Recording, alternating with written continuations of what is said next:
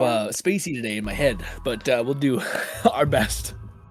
Alrighty, well, we are started, so welcome everyone, and thank you, Grinn, for being here. I appreciate you, my brother.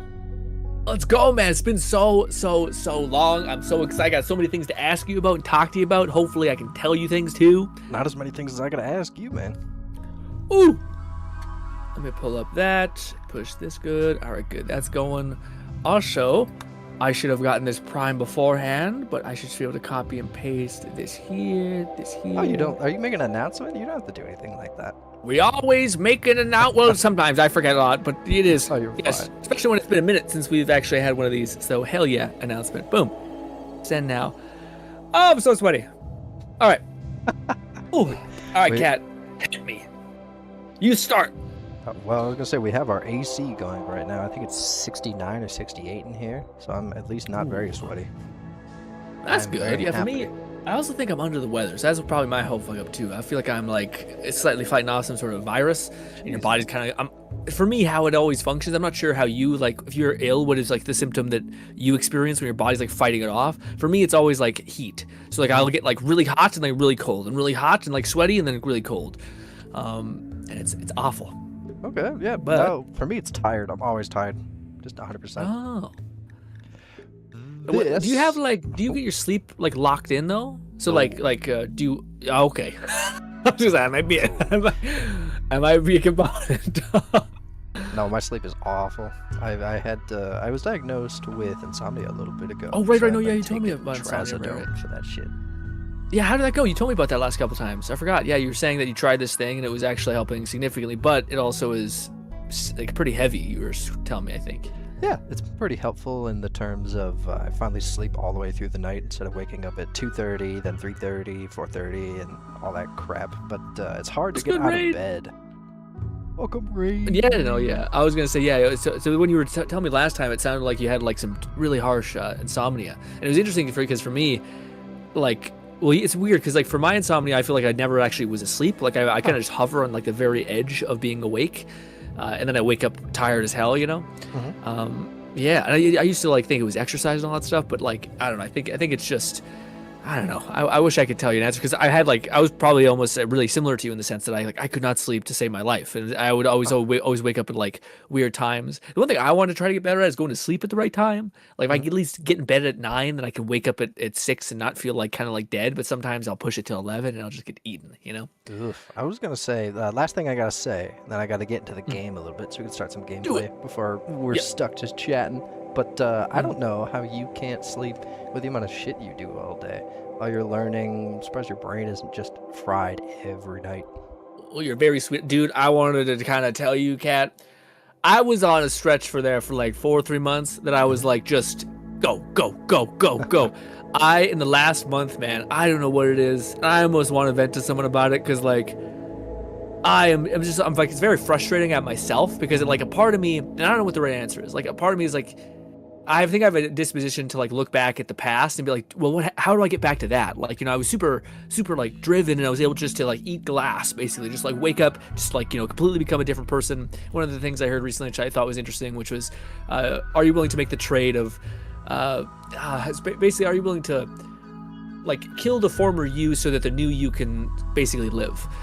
And to me it was like a really powerful way to phrase it, and to me I was like, oh, I was doing that, and I think I am still doing that to some extent, but I just have started to get so distracted, I guess is the best way to phrase it. And I don't know if it's because like a part of me wonders if beforehand it was very clear, but like I think I set up like a very clear feedback loop of like I'll do this and then I'll do that and then I'll do this, and now because of like painting is so it's so like I don't know how to put it, but it's kind of like foggy. Like it's kind of like you just understand things, you do things, and you kind of map things out in your head. But it's not like at the bare minimum, set up this type of content pipeline. You know, create this kind of lead magnet video.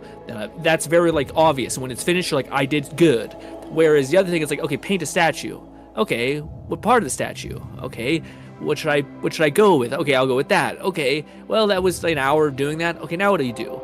I'm kind of my mental processing is kind of tired. Well, should I keep doing that? And the answer is yes. You should just keep like bashing your head against the thing and do more. But so I find myself being a little pussy right now, and I hate it. But yeah. Man, that's a hard feeling, especially from a guy who works so hard all the time. I don't work hard. I don't deserve it anymore, Cat. I'm a fraud right now.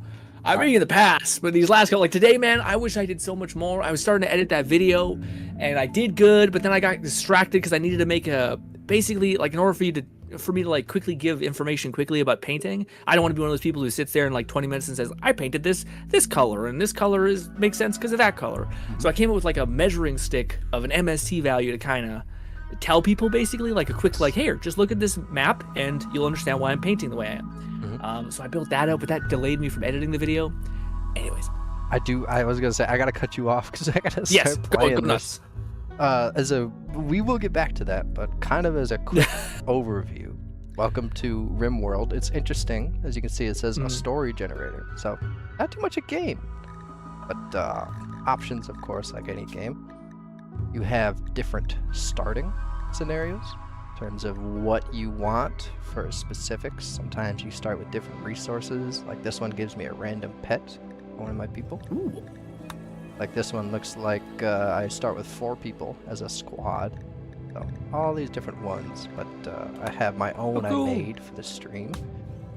With that, I told you about this weekend, the storytellers. These are the people that make this game certainly different than any other game. You can already see that each has a kind of difficulty level, but each one has also a personality. So you can read right here that she likes a curve of challenge. I can go to Phoebe and see that she just likes lots of time between disasters to chill, but at high difficulty she'll be hard.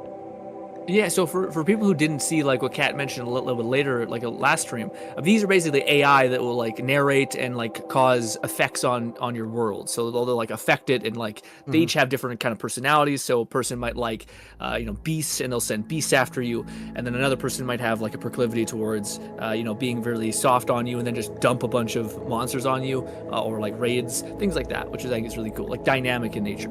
Oh yeah. A good bit of these are modded. But, sweet. Oh, that's so cool that you add that they can add that. What I like is that, I don't know if you guys, since this is the first time seeing, are the best people to ask, but I mean, it's hard to tell which are the modded ones. All of them fit together in terms of the style. You can kind of see these are different colors. I can't tell. But, the Helldivers one. Looks a little obvious. The blue text here shows if it's from a mod. Yeah. So like this guy is actually base game. Oh. But that is just the storyteller. Next, difficulty setting, sorry. Community, whatever. Oh my god. Save setting. Now it'll let me go next.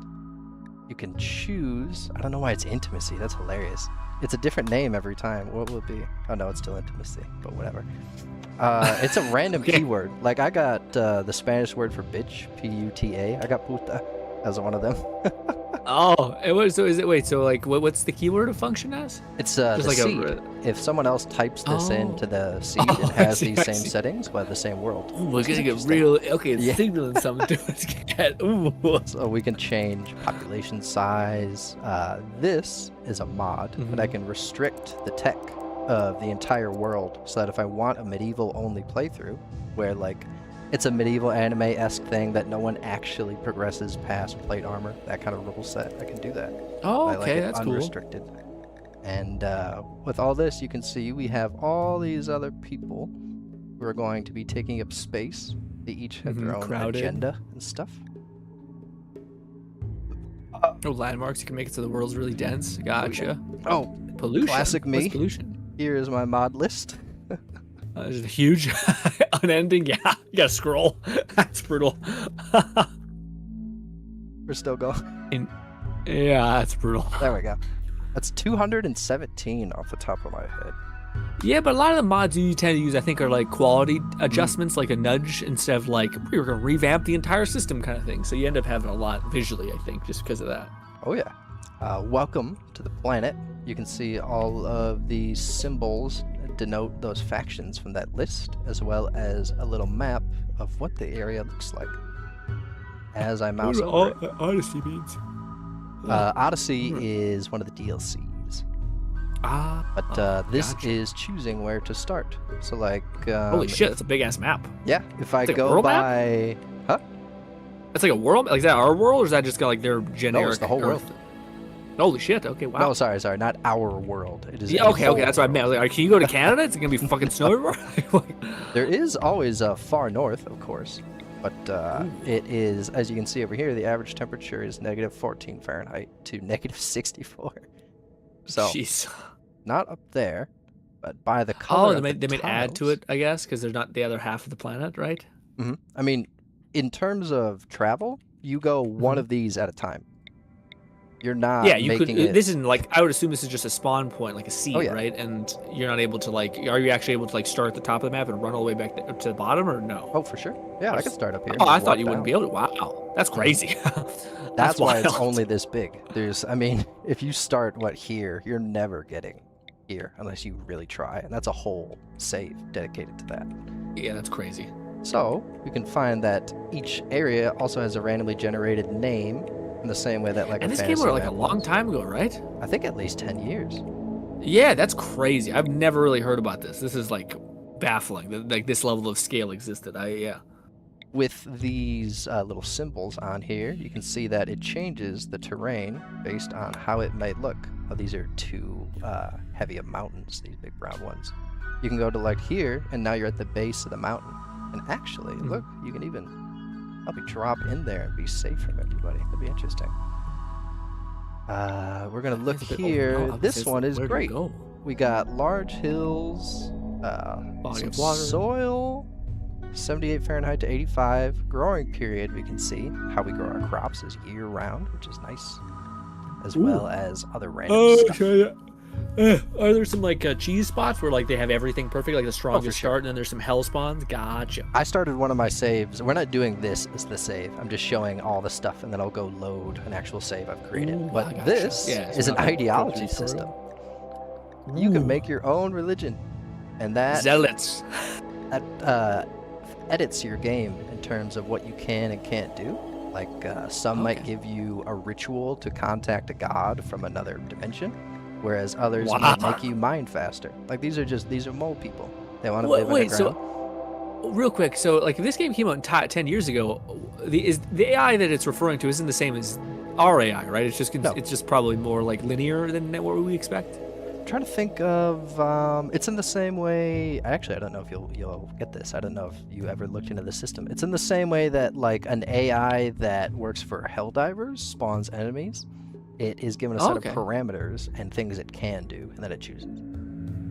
Gotcha. Okay. I thought it was like I thought it was gonna be like, because you keep telling me about how like AI, you're like experiencing this fantasy RPG situation, and you're like telling the AI it's giving like dialogue, and it's creating like a memory bank of all these things. Yeah. So I was like, try to expect that, but then I clicked in my head. I'm like, wait, this game's 10 years old. It can't have that. It would not be as advanced. So that makes sense. That is a separate mod which is installed. Yeah. But for this, I don't know. You can actually make it like modern? Mm-hmm. Oh, that's super huge. Random Unity family. I don't know. Yeah. Now we have our people. When I talk about how kind of in-depth some things are, you can already see, I mean, she spawns with a congenital heart defect. What kind of game do you know has that as like a option? This one has a random bite scar on her torso, like old that gunshot. Means she could possibly be infected? Oh yeah, it could be. They have also relations. Real quick.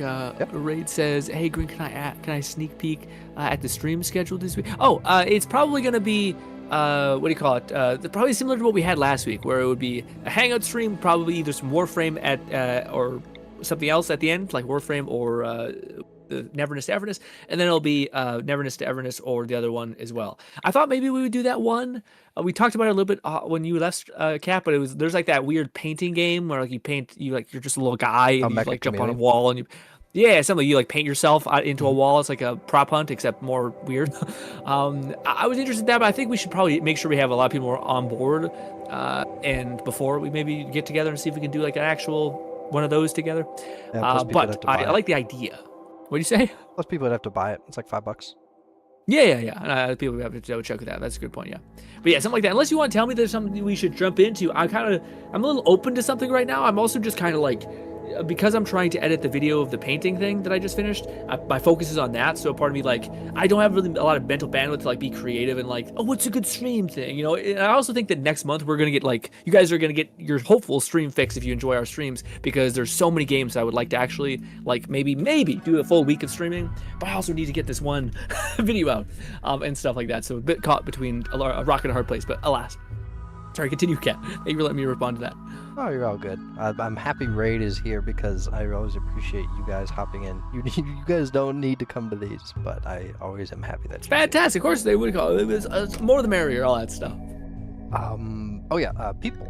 So with that, you can, if I had a good surgeon, I could remove that, I think. So you can remove defects. Yes, and you can also give them. So if I wanted to, I could cut her heart out and give it a bionic one. Or I could sacrifice it to the evil god that is part of my religion. I take it she'd be upset. She'd have another like. So what is that? So like there's like your defects, and then there's like emotional state. Everyone has a sort of mental state based on the things that are happening. So let me see if any of them have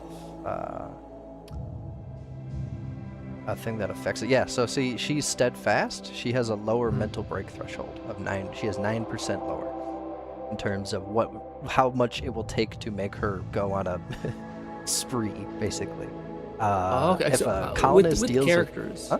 Sorry, go ahead. I just wanted to ask something to kind of like give me a quick breakdown of what it is. But I was going to say, for the characters, when you're actually building them, or like basically, can you, so one, do they level up? And then two, do they die, or like, so do they age is more my thing. So like my thing, like, oh cool, you can get like, can you make like a perfect like super mentally resistant, super effective and efficient character? Yeah, and like, can you like curate them and all that stuff, and you're always at risk of like them dying in a battle, but could you do that to make like an absolute A team of a colony essentially? You can do that, and then you can clone them, and then you can have an army of 5 biologically identical people. Weird. So, I feel like that must. I feel like that must have some sort of recoil. Yes. That feels pretty OP.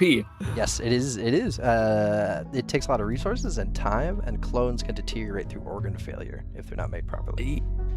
You can see this girl is 60 and 69 at the same time, because she's been alive for 16 years, but she was in cryosleep for 9. So she has a chronological age of 69 years. You talked about aging. This is weird. Is there a chance that there's like a 12-year-old who's technically 80 or something? Yes. Like, I had an 18-year-old that was 124, technically. The technical thing is weird because they're so mentally like awful. You know, like, it's a weird like. She's 120. She's 120? Yeah, chronologically, 119 I know, years. but like, what is the point? Like, unless she's like is in a simulation in the pod that she's like frozen and being able to experience life and like get knowledge, then she's just, if she's frozen for 12 years and you wake up 12 years later, I feel like you're still 12. You're not like 100 and whatever, you know? No, it's just an extra thing. Yeah, no, it's fun, it's cute, especially for like the lore of the game. You can see next to them, they also have a childhood that adds skills or takes them away, as well as an adulthood. It looks like she was just a low-wage random worker after playing music. And each person, of course, will have different ones. Like this one you can see, because he was a frightened child, he can't hunt, train, or finish off dead people at the bottom there. Those are all disabled because of his upbringing. So is this the default one? Or is this like is this RNG? So when like you load in with this instance with these people, you're going to choose between your colony? Or is it like, no, you can just keep hitting randomize? Because I see a random and then adult and then base. This bitch is 580 years old. What the fuck? That's amazing. All of that, by the way, is base game. We haven't even got to the DLC. Sorry, we're almost done, I swear. But you can see that everybody has a xenotype. You talked about making crazy guys. There's different xenotypes depending on all the different races.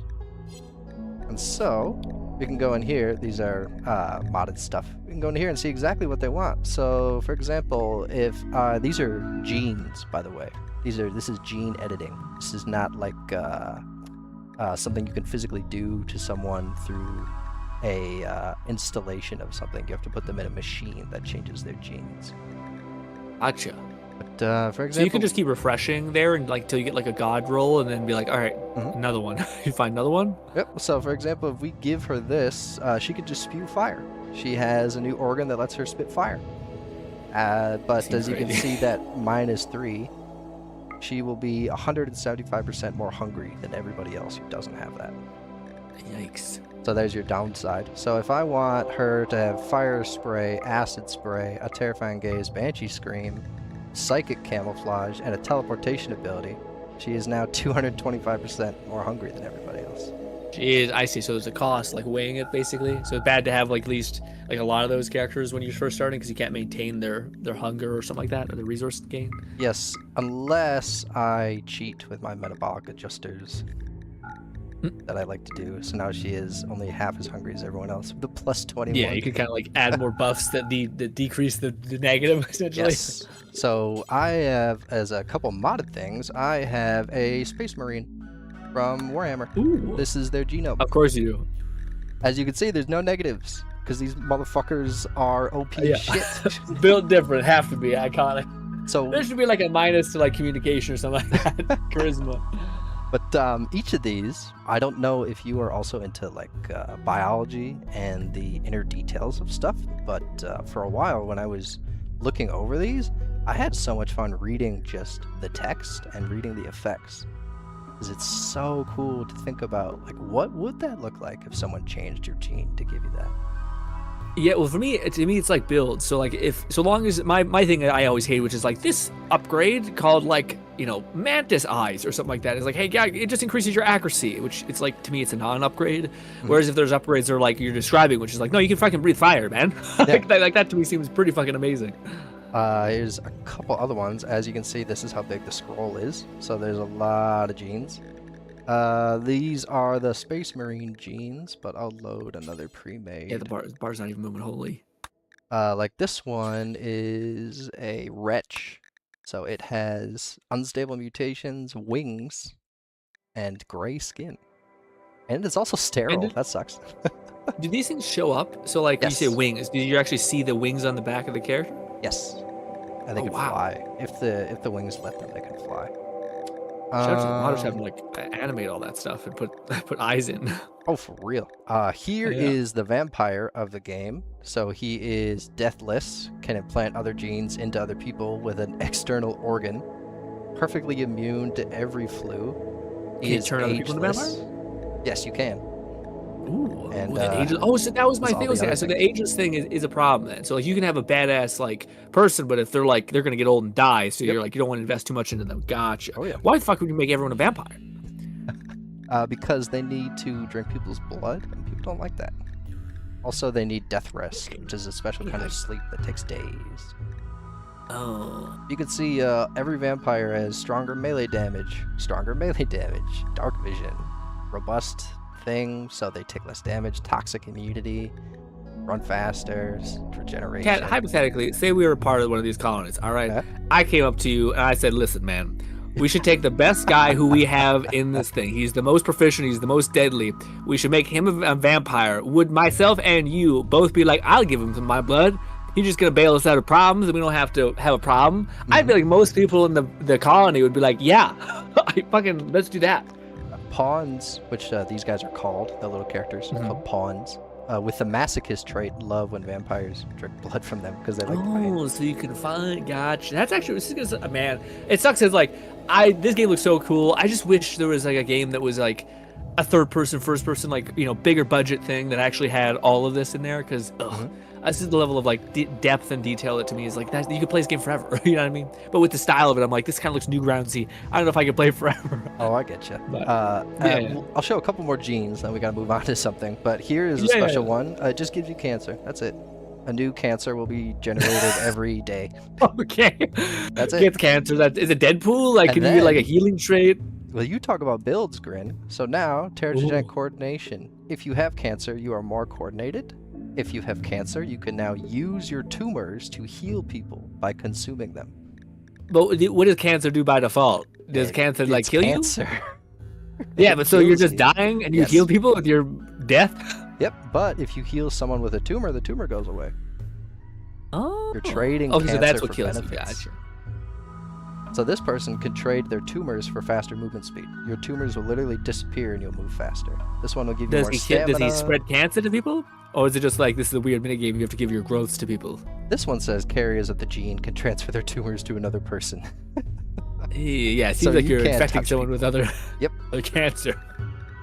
I will show my custom one I made. I have a couple, of course, Saiyans for Dragon Ball, but I made my metahumans, which are a couple of these, but they have a better skeleton, faster wound healing, they're slower in armor, toxic resistance, blonde hair, and brown hair, black hair, aggression. Normal, they like violence. It's fine. Ooh, okay. Then the chosen human has all of this. So every 30 days, he just gets rid of a scar or a wound. He has a second heart, regenerates limbs, has a better brain, has a bit Gotcha. of Seems a armor. little delayed, so I sewn gotta into just him. listen. All that shit, strong shooting. Gotcha. Blah, blah, blah. And then what happens is now you're ready. That's it. You're done. So we will go back through all this and actually start playing. It's crazy. You can pick from so many traits, like that whole page, and that's individual characters. So you can like spend how many hours did you spend just on this page when you first started playing? 6, maybe. Shit, 6 is crazy. Oh, that was all mine. Oh. I'd probably not all on one page, Oh, but a okay, okay. collective, maybe. Yeah. Welcome to my area that I chose. We have our buddies up here. As a bit of a rundown, we're at the base of a mountain, which I like because not only can we drill into the mountain and live in it, but this has just enough rock to where I have 2 great choke points here to settle in. Is this a stressful game? Yes. Yeah. I was gonna say, what a fantastic game to pick to stream while we're talking. So, as soon as I remember when we were playing Helldivers, or you were playing Helldivers, and we were trying to have a conversation, and I was like, this was a bad choice. Oh, no, come on. We still had some good combos. We had great time, but I was like, buddy, I can feel like your brain synapse cat melting in your skull, because you're like, oh, God. This is a much better game, because it's the type, in Oxygen Not Included, where you give orders and they do stuff. But you're going to watch them strip off all their clothes, because currently they have orders to not wear certain types of clothes.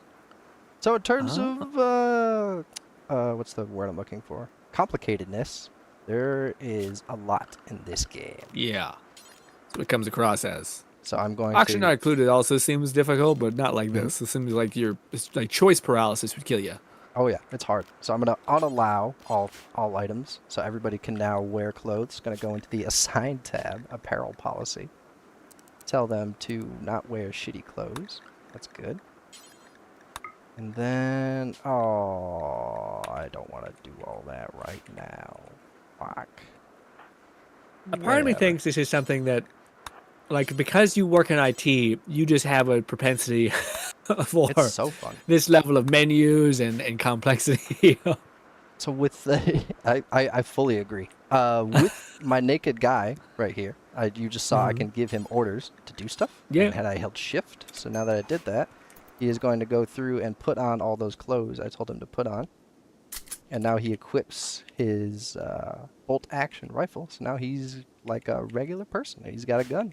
If I wanted to, I could tell him to hunt this doe, and we'll see what he does. And this is just faster to bang out all the like get them all naked so that you can kind of assign them a better qualifier basically, so they don't just start wearing crappy armor, etc. Yes, and here's the AI I was talking about. This is just them talking. I can't hear because I hear myself. No, it's not. It's not TTS. It's just text boxes. Oh, okay. Where do you see the text boxes? These two right here. Oh, above. I see the log on top right. And the giant. Oh, sorry. See the You giant? late. I'm like how late am I? I can't see. Yeah. I thought my delay was only a couple seconds. Apologies. For me, I'm on live, so yeah. To me, it's probably about like 3-4 seconds. Guess not then. But yeah, I see that white text box in the top right corner, conversation log, both of them doing it. Yes. So this is the AI randomly talking, or is this like a preset thing? No, this is the AI just randomly talking. Yeah, but like I'm trying to think of like how the AI is doing it. Like everyone calls it AI, and I'm not sure if this is quite AI. So much of it's just like a script that it's basically choosing. Like, you're in combat, say these things, you know? No, it's a mod. This is the AI mod. Oh, I see. That actually makes it so that it's. Oh, I see. I didn't get that. Gotcha. So this makes it like what you're used to with AI. That's awesome. Indeed. seed. Stomach can be useful. Yeah, these guys are talking. I think. Oh, they're talking about hickory. Interesting. But And you can have a lot of them, right? I have 4. Or a lot of mods?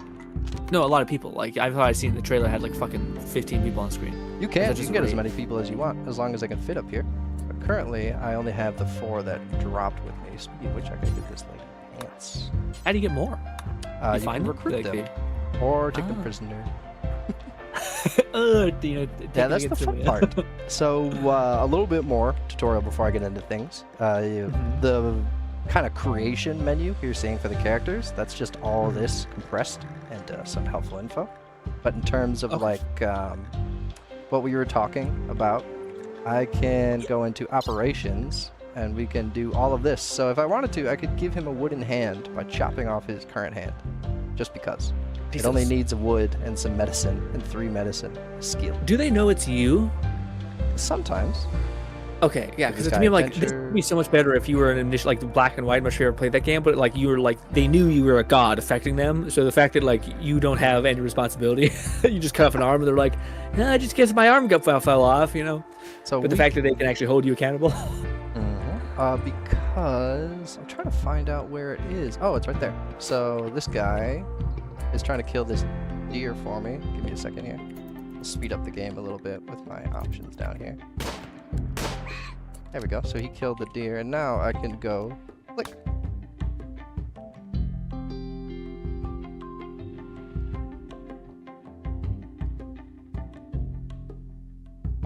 We'll see what he says. Oh, I see it. He's clicking on the deer now. Speeding things up. Man, I'm that far behind. It's a little bit. It's pretty rough. How do I change that? What the heck? Usually, so if you go to YouTube, if you actually pull up the menu, you can see at the bottom of your thing that it says like latency numbers. And like, so if you, yeah, it's hard for me to basically, if you go to your stream settings, like your stream thing on YouTube, and you click it, basically in one of the tabs, I can't really open one of my old ones, but if one of the tabs, it will basically show you one of the settings that says like the latency parameter that you have. Do you know what I mean? Stream delay, duration. There we go. Bring that all the way down to like 3 seconds. Apply. I did that in OBS instead. Yeah, OBS. Yeah. I find it on YouTube. You have to like, I think you have like 3 or 4 options. One's like you basically get like, because the reason why you wouldn't want a lot of latency is because it will maybe it put too much strain on the bit rate, so then you'll get like blurriness because it's trying to update so quickly. So it's kind of like a balancing act. But yeah, interesting to think about. That guy, they all have activities that they do. So currently, since I haven't told him what to do, he's just wandering around. So I will tell him to pick up this bolt-action rifle. Give my Can you set like baseline parameters? Like you can do an auction and not include, where you're like, whenever I don't give you something to do this. Yes, we can go into the work tab and change all their work priorities. These are all the different things they could do. This is not this large normally. But the normal game has some jobs condensed into one thing. So for example, doctor, nurse, and surgeon are 3 different roles. Because like a nurse just needs to feed people, give them like decent medicine, rescue them. But a surgeon, you know, is doing surgery stuff. So this guy is my doctor. His name is Todd. He can do all 3. But like this guy has, if I hover over my mouse, only 5 medicine skill versus 11. So I can tell him to just be a nurse. That way, whenever there's someone who needs to do stuff, he's just a nurse. And you can force level them? In terms of what? So like you said that there's like people who have an innate trait or talent level. I was wondering, like, if I seen someone who maybe doesn't have the highest medical, but has maybe something else that I would assume would synergize. Because I assume that there's something like if you have a high medical and you have a high child care, you might get a certain perk based on being proficient in both of those. So can you like force up their level? You can if they do stuff, especially if they are passionate about it. They can learn faster. So this guy loves fighting. I don't agree with that. So he has 150% learning speed. You don't agree with? You can get better at stuff, even if you're not passionate at it. You can. It's just slower. It's 35% instead of 100%. So you're actually losing. You're getting less than everyone else. Gotcha. When I talked about how this is a game where you just watch stuff, this is what I mean. I told them to build their first little structure, and now I get to watch them take the wood and place them into all their little spots. Is it similar to the the games you also like for Warhammer, where they're like top-down conquest kind of base games, where like you're just kind of like, okay, go over there, do this? No, this is far more complex in terms of. Oh yeah, no, for sure. but like it's basically the same thing where you can sit back, you just watch things go in the places that you want, and then you're like, okay, you're basically nudging things along, making sure everything goes properly. Sometimes, but like in this instance, for example, they will not do stuff without me, so I'm telling them to. Why did that just happen? That was annoying. Cancel all those. But they will not do stuff unless I tell them to. So a lot of it is like, hey, I'm not going to force you guys to do stuff, but this needs to happen at some point, and if I want, I can change their priorities. So like, for example, everyone should want to be a firefighter and a patient, which means you go to a med bay for emergency and stuff. Everyone should want to do that first. Wow, they're talking a lot. Got the whole log up here if you want to read. But this is their animation of them filling in the roof. Also, is my delay a little bit better now that I changed that? Yeah, it's a lot better. Yeah. So with that, this is just walls and stuff. Going to furniture. Everybody needs beds to sleep. We'll put them all next to each other. Production. Yeah, I'm getting the auction not included vibe. I used to watch a lot of Let's Plays, and it was basically the same thing. A person basically has like a priority list, and it's funny because he had a tendency to always put things as like a 9 in priority wise. But if everything's a 9, then nothing is. So yes, it was always fun to do it. Yeah, yeah. I think. Wait, who is that? Who are you watching? There were two people. Like, way back in the day, there was this guy who like did Let It. Don't Starve stuff, and he was like by far the best I've ever seen do Don't Starve, which is like he had like a bunch of balloons, and he basically would just like for every sub he got on Twitch would make a balloon for them, and he had like thousands and thousands of balloons in his world. But that was for Don't Starve. I think I just found a random Let's Play for Auction not included. That game's good, but it's only good if you watch someone who's like fucking really, really good at it. Yes. Otherwise, you're watching someone suffer for like 2 fucking parts essentially, or 20 episodes. Oh, for sure. And especially with other things, like once they have game knowledge, they're just also more efficient. People who don't have the knowledge when they're playing the game not dick around, but they're like, what do I need for this? Versus the other guy is like, oh, we're going to do this for this, and then when this is ready, and it's so much excited, dude. It's like the number one thing if you want to be someone who's like a person that people want to be around. It's like have a purpose, have like a drive, have a meaning. And I feel like totally the same thing. Because when I seen all those people, I was like, man, there's just something so cool about like I was always the person who always prefer walkthroughs to playthroughs because the person just knows and they don't have to like not shocked by anything. But yeah, I also think that like playthroughs, half of the point that playthroughs are interesting is kind of like playthroughs have kind of like replaced React content in that way, or the opposite. Yes. Basically, React content has replaced. I think that because people like want to see your own experience and all that stuff, or see how you react to something. Yeah. But yeah. So right now you're building a base. What's the point of the structure you're building right now? Currently, we have a bedroom. We have another bit of game mechanics in that when I go into this menu, I can set zones. So we have 2 stockpile zones where people will put stuff once they're built, of course. But over here, I made a growing zone, and I set the plant to be rice. So we're going to grow rice. There's a random warg here who's checking out the place. I hope he doesn't attack anybody.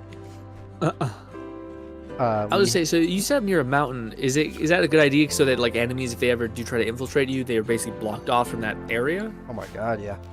There is a strategy behind that. Gotcha.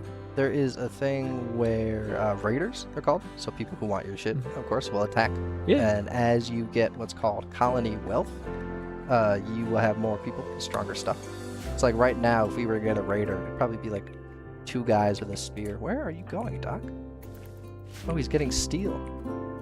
How far are you going for steel? Oh, it's all the way over here. That's annoying. The stuff we spawned with is frickin' around the corner. Alright. But you can see they moved all their stuff to the stockpiles, which is nice. I appreciate that. And we now have a stove. So I go into here, the bills section. That's how you tell them to do stuff. I'm just seeing you look at the guy get the steel just now. Oh, wait. Yeah. Damn it. I was supposed to say, I don't know if you can, because I thought when I was streaming, I'm like, I don't think you can change the latency thing unless they changed it. But I thought like you had to start the stream with really low latency. But yeah, that's not a huge issue. If you just wonder why I'm not commenting, it's because I'm waiting to see. All good, my man. I appreciate your patience with me basically lecturing you as well. So thank you. No, man, I always like this. I hope we can get to talking about like life updates with you, because I want to also hear what's going on with you. But I do enjoy seeing the game, especially for something that, to me, it just makes me like want to see auction not included, because I think it does have a modding community and it does have all those things. Because I just don't know if it has this much depth, which is a bit of a shame. Because like the trade thing to me is the most interesting that you've shown me. Because right now it seems like a little. This part is a little scuffy to me. Like it doesn't have as much polish as I'm used to, you know. But that the trait thing to me is like where I'm like, oh, do you have so much fun with that? Like just trying to make the perfect squad, essentially, you know. Yes. But yeah. Especially with how it is, I haven't even showed you the higher tier stuff. Like there's bionics, you can get bionic limbs and stuff. Yeah. There's serums that you can create with chemicals. Like you can give your guys, I think one's called troll blood. It's just a slow limb regeneration without need for a gene or anything. That's awesome. Well, yeah, even like to me, like when you were describing the traits of like you can have a vampire, you can like infect your colony, or you can have cancer and you could spread that to people and that will heal you in a weird way. So like that to me is just near endless. It's just a shame because I think like you can only get that level of technical depth with like a cost. Like you have to trade something, and it seems like graphical, detail is one of those variables, unfortunately. But also fortunate because you can have a game with this level of detail with that, you know? Yeah, graphical detail, and like you said, you wanted this to be third person or first person. Yeah, like engaging in some way, I'm sure as far as that, or at least like to me, the game that I really enjoyed, but I didn't really love the way like that it handled tension. But it's I'm not sure if you ever played it, but Cult of the Lamb, really cool, like a really cool premise. I like it's like very Binding of Isaac. Have you tried it? Yes, I haven't tried it, but I know exactly what you're talking about. Yeah. It has kind of like a cooler combat. So like I don't need third person necessarily, but I need something that's like percussive. You know, like you run around, you do stuff, that kind of thing. Although I do think this is charming too. Again, I think I would like this kind of game where you're just basically setting things up and they're knocking things down. I just wish you could have both. You know, like you're the general and then you're also that. You know, but yeah. Right now everybody's sleeping because it's nighttime. Certain pawns with like the night owl trait would be awake right now doing stuff. It looks like I need warm clothes because it's 40 degrees outside, 39, and everyone's in a t-shirt. You guys are gonna have to wait a little bit. Is that a bird? Oh, it is. A little blue bird. Here's your graphical fidelity, by the way. This is how close I can get. Was that is it catch that? Yes. I want to see the fucking bird. I can't see it yet. I almost want to restart stream to fix the latency because this is ridiculous. It does say the base was 20 seconds. I feel like it's kind of a rare. Oh, there I see the bird. It's the little blue bird sleeping. Oh yeah, you can just holy shit. You can zoom in crazy. Almost like you shouldn't zoom in that much. No. There's certainly a point where you lose a little bit of like the hey, we're getting to pixels at this point. Yeah. So now at this point, I basically explained just about everything. These guys are just gonna work in the background. So yeah, tell me about some shit.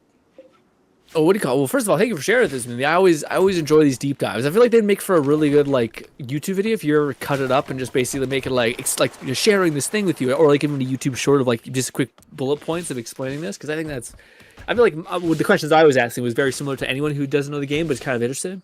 But yeah, I think it's definitely one of those games that to me it feels like a bona fide cat game for sure. Crazy complexity, also really really unique. And dude, I don't know. To me, I'm hoping that we need to experience that because I've like the whole AI. Also, is that what happens when you put a roof on it? It just gets dark as hell. Jeez. Well, it's also nighttime. I guess also that. Yeah. I should. Looked like there was a shadow though, so I thought maybe it was because they were putting a roof on. But no, there is a roof for sure. But I should give them a lamp. Gotcha. Do they get like depressed in the dark? I would assume. Usually, most games do that. Some do. They're also awake right now. Why are you guys awake? We can see all their moods right here. They have a well, once you catch up, sorry. They have a shitty bedroom.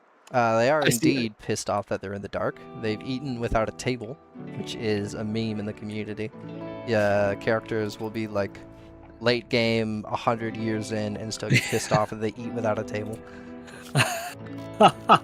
You're like, dude, do you need a table? Exactly, you do. You gotta build one. And I'm like, dude, I put the table in front of the food. Like the food is in front of the so table they're just in the same idiots. area, Incompetent. and they just sit there without them.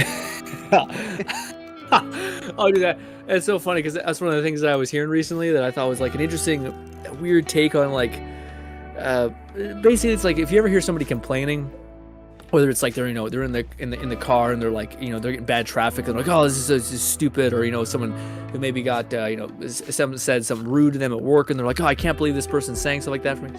Yeah. To me and all that stuff. And to me it was a really cool reframe of like, basically if you think about what they're saying in reality, it's I'm upset that my version of reality isn't true, despite reality being reality. So like the idea is that like, yeah, you can't control whether there's gonna be great traffic. You have no control over what that person who at work says to you. You have no control of any of these things, and you're intentionally getting mad despite there's things that you have zero control or effect over.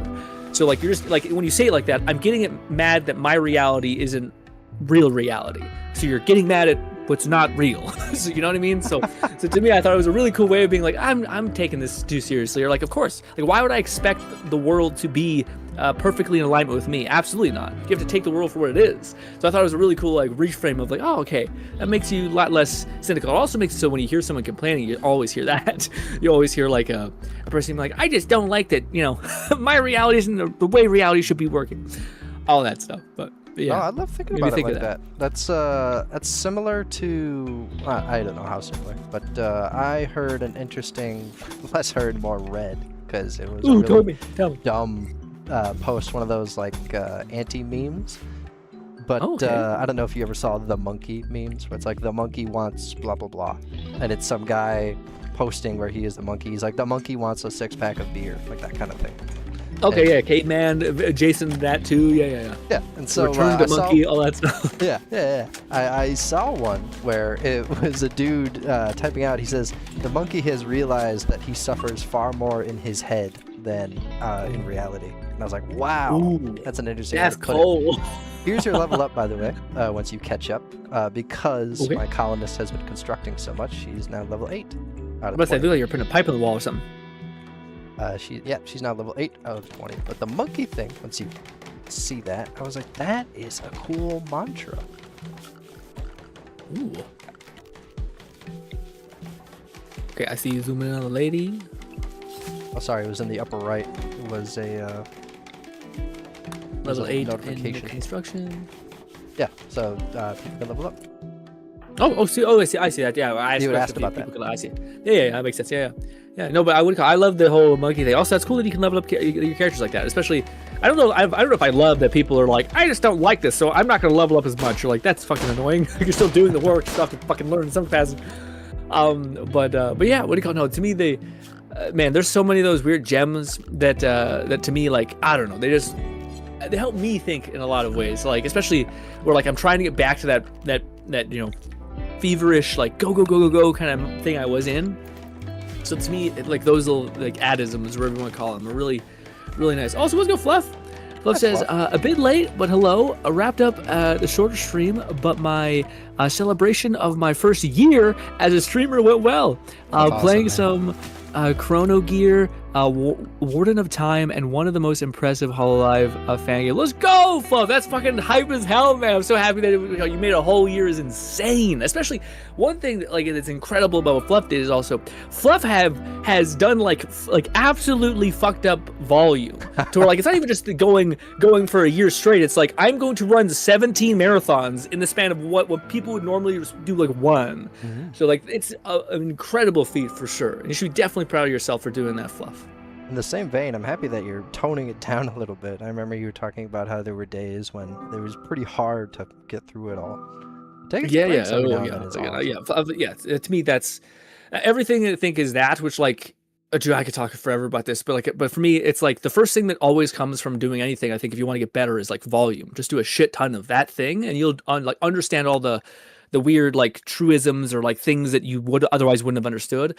But then the rest is realizing that, okay, I like usually you can't get everything from just that one skill. Like a lot of times in order for you to get anywhere in life, you need to have a cluster of skills, and that cluster of skills allows you to unlock like a bigger thing. So like for me, I think that's like super nice is that first that you do a shit ton of volume, you understand all the nuance, and then you kind of like, okay, now can I like ease up on this, do a little less volume, and then focus on like another area that's like has way more leverage that would get me to that next like unlock, you know? So I feel like that's like how you get good at stuff, so to speak. But alas. But that, how do you get building a smithy? But that, how do you get good at stuff? Is that something you've been applying to yourself a lot? Oh, dude, for me, it's like it's so hard to perfectly describe. Like I got such a soup in my mind of all those kind of thoughts, you know. Like for me, I keep coming back to like one of the things that I never really understood. I maybe I'm not sure. Like to me, I still it's one of those things I have a hard time perfectly articulating, but I'm getting slightly better at it. But basically, like how you get better at something is basically through a feedback loop. Hmm. And to me, when I heard that phrase for the first time, I thought like, yeah, you know, like in audio, you have like an echo, like a feedback loop. When you say something, it you know, it loud squeal happens, all that stuff, because there's like interference and it's all blending and circling in with into each other, that kind of thing. Hmm.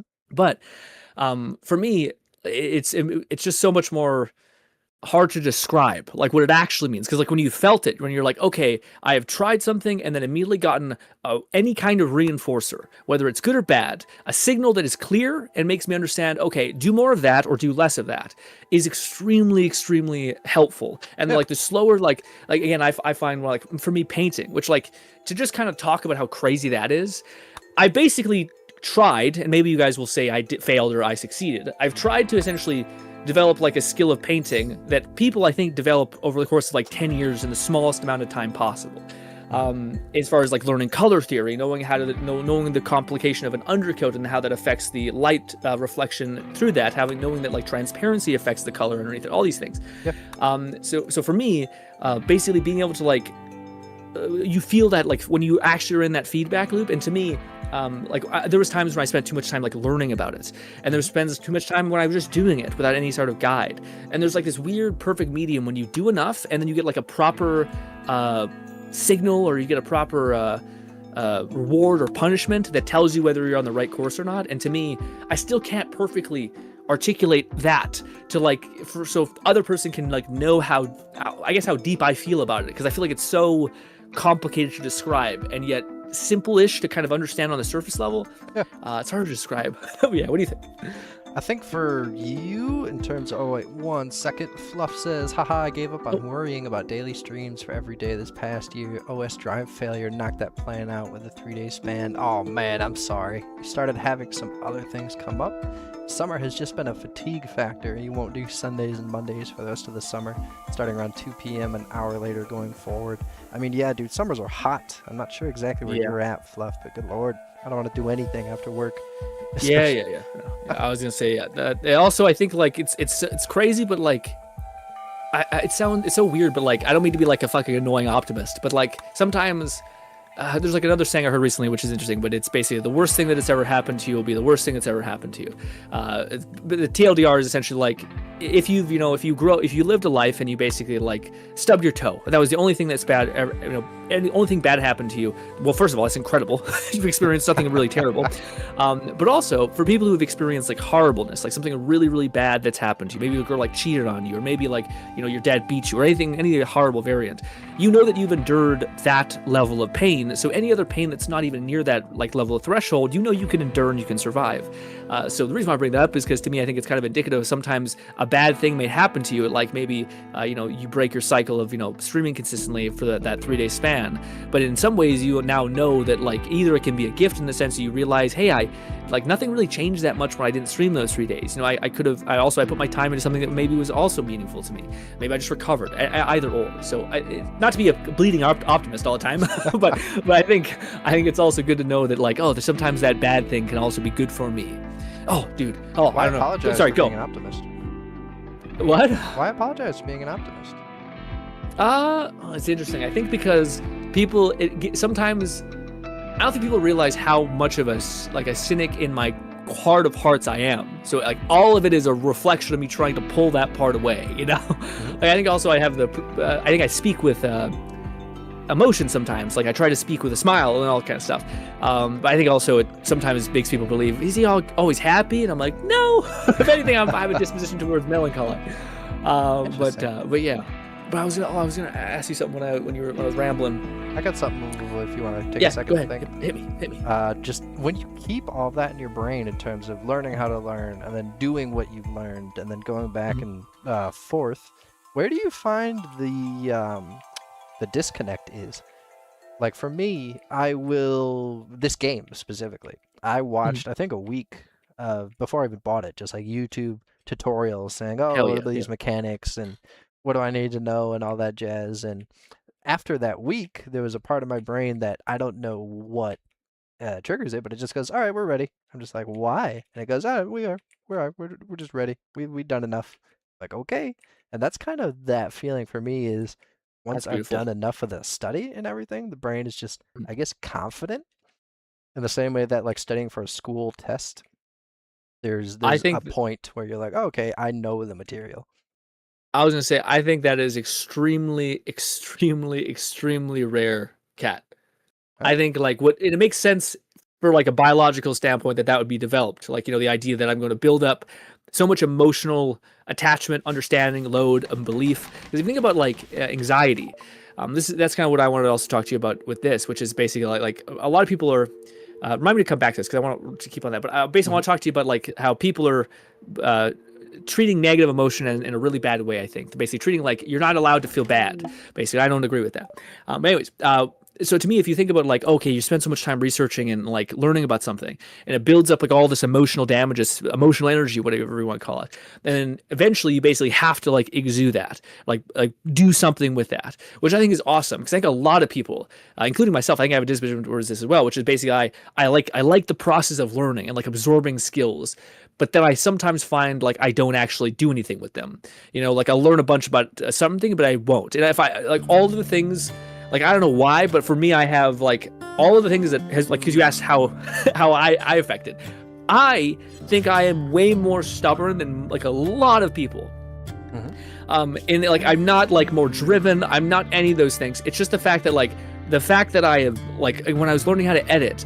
I learned how to edit, and I kept wanting to learn how to edit. But what made me actually like record the first YouTube video was spite. The fact that no one made a Let's Play of this game that I loved, and like no one did cool things with Let's Plays anymore. No one like played the game in its entirety and got a bunch of the upgrades and then played it again, so you could like show people like the OP run.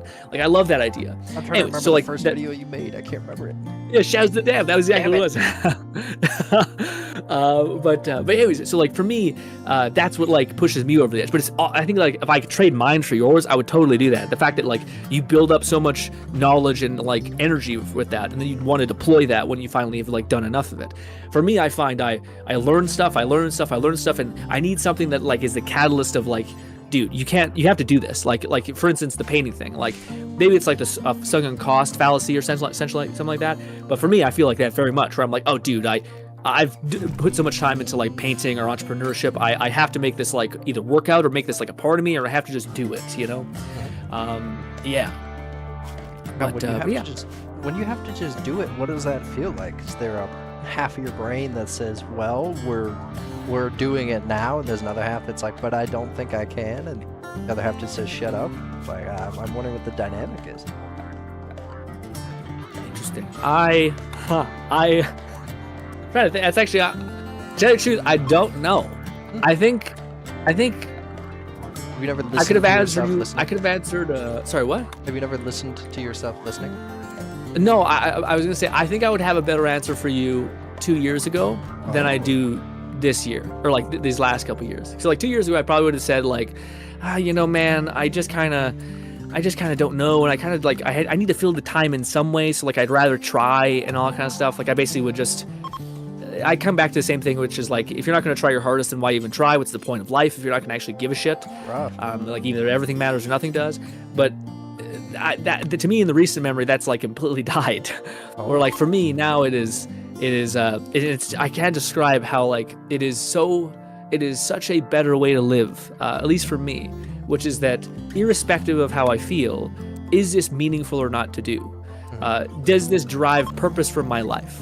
Does this like is it something that I like? Because you have to do something with your life. Like you're gonna be fucking mad, depressed some days. You're gonna be really emotionally stimulated and like ready to rip one days. But ultimately, it comes down to the same thing, which is like, do you, in some way, for whatever belief structure you have, is this purpose? Like, is this meaningful to you? Does this like matter?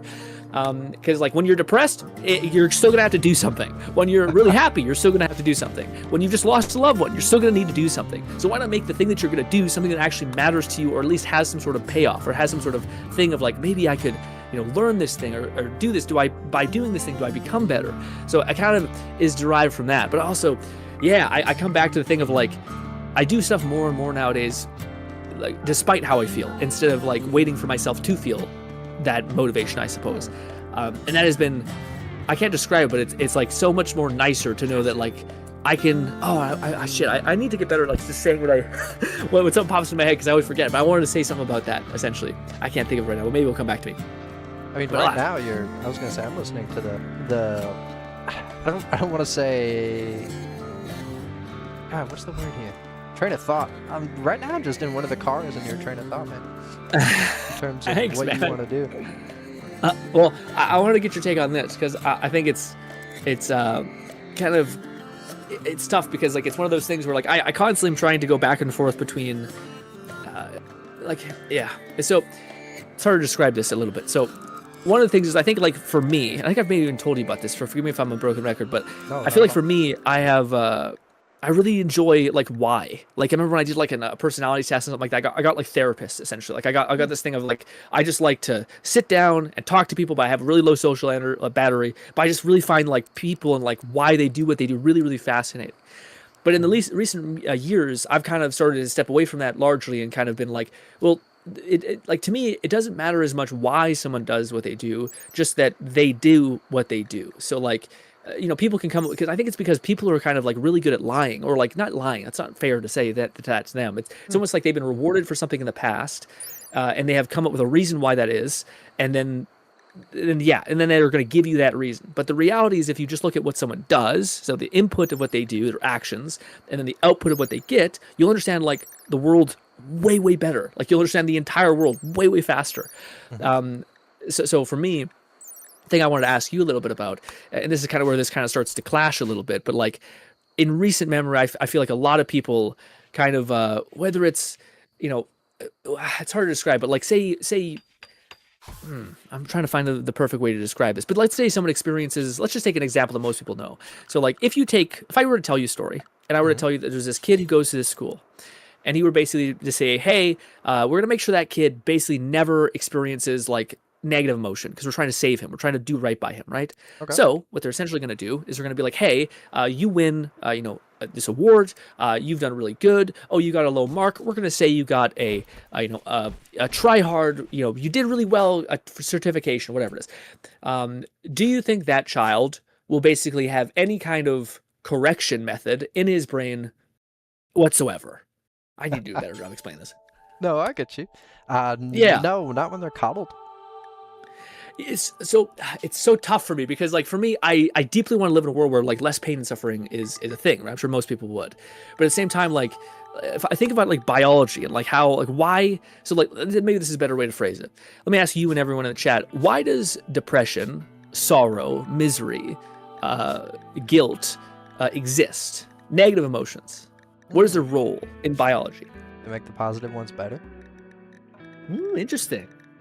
So when you experience grief, it is to make the love feel better? I think it's more of it's so I know what love feels like. If I know what grief feels like, I can tell the difference. Interesting. So if you say if you're in a long relationship and your partner cheats on you, essentially, what is the role of I'm not sure what you'd call it, guilt, shame? What is the role in that? The role in that? Yeah. Depends. There's a lot of context, but I would say there's a bit of like, well, if they broke up with you because you were abusive, I hope there's some guilt. If they broke up with you because you wanted to move somewhere that they didn't and you feel upset, I'm not really sure what that would mean in terms of a biological benefit. Maybe some sort of what I'm trying to say is around there. I don't know. For me, what I'm trying to get at is like, so if you think of biology and you think of in terms of inputs and outputs, what is the like a reason for why you should feel bad? Like especially with cheating on, like you got cheated on, they're like you didn't do anything, so why are you feeling like a deep amount of emotional pain? Like someone did this to you. So what is the role of that pain? Why is your body signaling that you should feel it? What is the role in biology that it's sending you negative emotions? You're like, what the fuck? I did nothing wrong, and I'm experiencing all this bad shit. So, but what is the role of that bad shit doing? I guess reinforcing memories? I don't know. Interesting. For me, what makes sense in my head is that basically a lot of like negative emotions are a signal to your body to change. So basically like I've experienced being cheated on. I experience a deep level of disgust, shame, all of these things, and then all these negative emotions do what? And this is like the number one thing that, like, when someone gets cheated on, they've broken up from a long-term relationship. What are the first couple things that people do? Cry and eat ice cream sometimes. Yes, after that. Oh no. Oh, for me, I thought it was like a known thing, but like a lot of dudes get into the gym. So like as soon as they get broken up with, they get cheated on. They're like, dude, I gotta fucking become like a better man. I gotta start lifting heavy. Meanwhile, it says nothing for your actual, anything. But maybe mental health, because it helps you release endorphins to your brain. But to me, I think you could look at all of negative emotion in a lot of ways like that, where like the reason why these things exist within our biology is so that we can experience these horrible emotions that basically drive our reaction to change, our reaction to like adapt, to never let that happen again. And it's actually one of the things that's kind of sad. But like if you think about a person who got cheated on, they naturally have like a disposition or like a weak point in that area, for better or worse. Like the next couple partners might have to deal with that essentially, and it's a shame, because essentially I can't fault them. Basically, like I understand that like someone did this to you, therefore now you have this kind of way of being, and I think it's a beautiful thing when someone doesn't like let that like input completely warp their output, but sometimes it does. But yeah, so to me, when I think about the whole like cheating thing, etc., like a lot of times you're feeling this pain to then motivate you to change. I think this is also one of the things that's kind of maybe it's not like the nicest take, and I think I would always like to like pause and say, like, if you have like suicidal deviation within like your mental state within feeling depression, that's an entirely different thing. But I think the vast majority of people who are alive, like that's like the top 10% of people who experience depression are going to experience it to that level.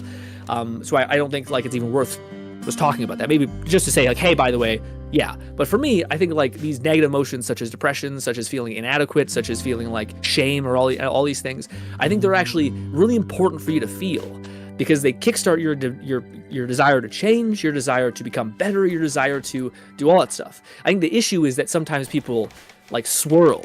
Like basically, like the problem is not that you feel shame. The problem is that you're not letting yourself move on from shame, I think, or move on from guilt, or move on from disgust. Like labeling basically is the problem. So like that's another thing that like is really tough. For like if somebody has made a mistake. Let's say Kat who's like trying to learn AI, and then maybe he made like a blunder, essentially like that. Maybe downloaded a virus or something. Anyways, oh no, not again. Anyways, but if Kat makes the poor decision to then be like, I am stupid, I am terrible, I shouldn't get into AI anymore, all that stuff. I think that's like a really bad label for Kat to presume onto himself. But now, what if Kat did a different thing? What if Kat instead said, damn, dude, I made a mistake. I downloaded this thing. I'm never going to let that happen again, because I'm going to do this, this, and this.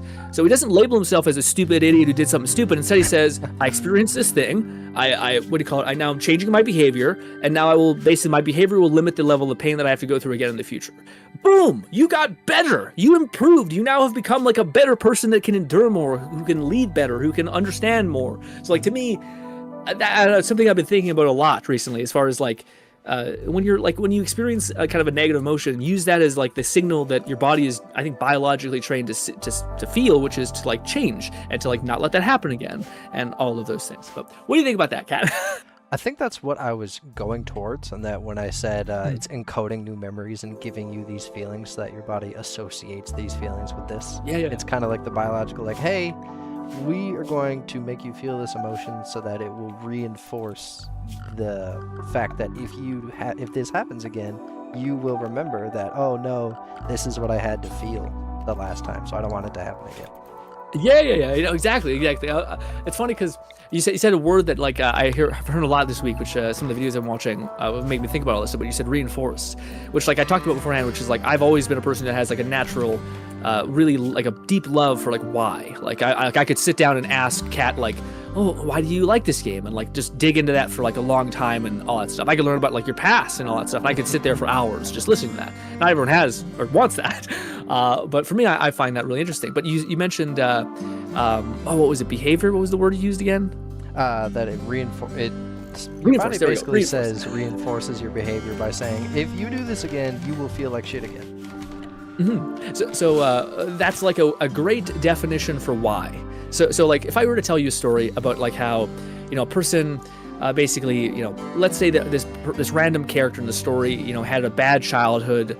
Their dad beat them, all these kind of things, all these things. These are basically a lot of reasons why this person might be like a criminal, or might have like, he may not have any problems with hurting another person, all that stuff. These are all like reasons that can justify and be why, and say why. But the funny thing is I could also tell you the same story about, a person whose dad beat them and all that stuff, and they don't. They aren't a criminal. They do not have any of those negative traits. So then the question is like, okay, well, is the traits the actual outcome of the thing? And to me, what was like a great thing that cut against all of this crap, which was basically that, which is you mentioned, what was it again? Reinforcing? Reinforcement. There we go. Reinforcement. Thank you. Basically, you can sum up all of what someone is, or why someone does what they do, which is that they saw somebody, they were reinforced for doing something in the past, or they saw someone being reinforced in a way. So like all of the why in the world can just be summed up to that. Either you did something and you got positive feedback, i.e., your dad was beating the shit out of you, and then you went to school and you beat the shit out of a kid, and that helps it, like exude the pressure you feel, or like made you feel a bit stronger. So like whatever reason why you want, it doesn't matter. It just and it's kind of to me, the reason I bring it up is because I think it's like a very freeing thing. You have like a lot less hatred and judgment for people, because like, oh, you were just reinforced for doing this in the past, and that's why you steal, or that's why you cheated on the people, or that's why you did this. So it's not to excuse their actions, but it's just to kind of say that like, oh, okay, so you can also see the same thing in another way, which is the other version, which is you're reinforced for actions you take, or you're reinforced for actions you see other people take and get rewarded for. So if you grew up with like a mom that was really unfaithful, and then the dad never did anything, what are you gonna be what are you basically gonna take out of that? And to me, like, oh, that makes so much more sense for like why. Like if you were a person who liked why and don't know, like if you're kind of annoyed that sometimes people give you their why but they directly contradict their why, well, this is a great way to be like, oh, it just makes all the whys one kind of like me. It doesn't matter. Like again, despite the person having a good reason why they may have a proclivity toward cheating on you, doesn't mean that you that honestly doesn't matter. All that matters is that you have this input and that you can change the output. It also is super freeing for like, oh, I have like a bad story. Maybe you had a bunch of stuff that was terrible happen to you, but it doesn't matter, because all you need to do is change the input and the output of what you're doing, and then you'll become a different person. And I don't know. To me, I think that is like, it's just so curious I think it's because like, oh man, I don't know. I probably should let Kat start talking. I'm so sorry I'm rambling so much, but this is something I'm just thinking a lot about. What I was gonna say, to me, I'm not sure about you, Kat, but like I always ponder this idea of like, who are you? And maybe for a long time I didn't really know exactly who that was. And I also think a lot of people don't like really know who they are. And I always asked myself that question when I was younger, and I feel like maybe that's why I enjoy these things, because it's kind of always comes back to the thing that I always kind of believed, which is it doesn't really matter who you are, it just matters who you choose to be. And to me, this is just like a version of that just maps out every other thing, which to me is really helpful, I guess, when you think about life and what you should go and why you should do what you do. God, the reinforcing thing is crazy to think about in terms of a biological level, because you have to wonder at some point, what if it misfires? What if you're all of a sudden reinforced something that you're not supposed to have reinforced, and now you like feet? Like what happens? Great joke. I was gonna say, but yeah, man, what do you call it? Yeah, there's like a ton of ones like that where you're like, like the people, like clearly there's all these like taboos within this. Where did that come from? And of course, again, if you've seen someone who is like, again, I think it's just because my brain works in stories where I'm like, oh, I could tell myself a story about like, hey, dude was on a beach, seen the most beautiful woman he could possibly see when he was like 12. Is his first awakening of like, oh my god, this is what this feeling feels like, and he just sees some, little piggies, okay? And just boom, reinforced over the 9 that is connected to that synapse. And to me, it's just funny to think about. Oh yeah. I had people in like high school as friends who would say, "Oh, everyone else talked about I don't know if you ever watched Kim Possible, but like the characters in there, Kim and the green girl, I think Shigo was her name. And then they go, I liked the girl lion from The Lion King because she had those eyes, the funny eyes." And I'm like, dude, I guess that's how. Tell me your and then like that was the start of how I knew, and I was like, okay, interesting. You knew that? Yeah, man, well, that's the other thing that's kind of really interesting. So like we just talked about like reinforcers, which I think is like, yeah, you can think about forever. But then there's also the other element, which is like, but like there's also like people who are just wired in a way. You're like, yeah. you know, like I also think that's probably fair in some capacity. Yeah. So like, people are so complex, and that makes life infinitely interesting. But like, oh, God, I well, wonder what it is. You know. Sorry, what were you saying? the people complex thing. I heard an interesting hot take based off of that. Someone, you know, the classic, like, oh, everyone around you is living as complicated a life as you are. I had Mhm. seen someone say, hot take, no, they're not. There's some pretty dumb people who just sit at home all day and they don't Yeah. like, they just drink or they just scroll TikTok for 8 hours. And they're like, no, they're not living as complicated a life as me. And I was like, but you don't know what got them there. You don't know the perspective, Yeah. the Also, circumstances. they might be happier. Yeah, They exactly. might be a lot happier than you who sit there worrying about 20 different things. You know. hmm Plus, Oh like maybe yeah. they're who knows, maybe they're rich and they own a company and that's what they can do. They worked hard enough and now their days are chilling by the pool. Ooh. Ooh. Can I tell you something? Please do. Oh man. Okay, so I was reading this story and I feel like it kind of lined up with everything I was learning about these last couple of weeks when I was listening to these podcasts. I think are really interesting. But alas, it was this idea and it was awesome. It was like it was a story about how a dude, yeah, gets isekai. We know. Anyways, gets isekai. But it was interesting because he basically ends up like somehow rising up like or not rising. He ends up like killing this dragon queen lady who's just like an absolute powerhouse because he was able to keep like one of his hunter skills from his previous life. Anyways, he ends up killing her. Finds out that like all dragons, all these dragon people basically have like 7 lives. So anyways, she ends up coming back to life, and she ends up like basically telling her entire like continent to go find this guy. So he finds her. He brings her in front of him, and she basically proposes to him.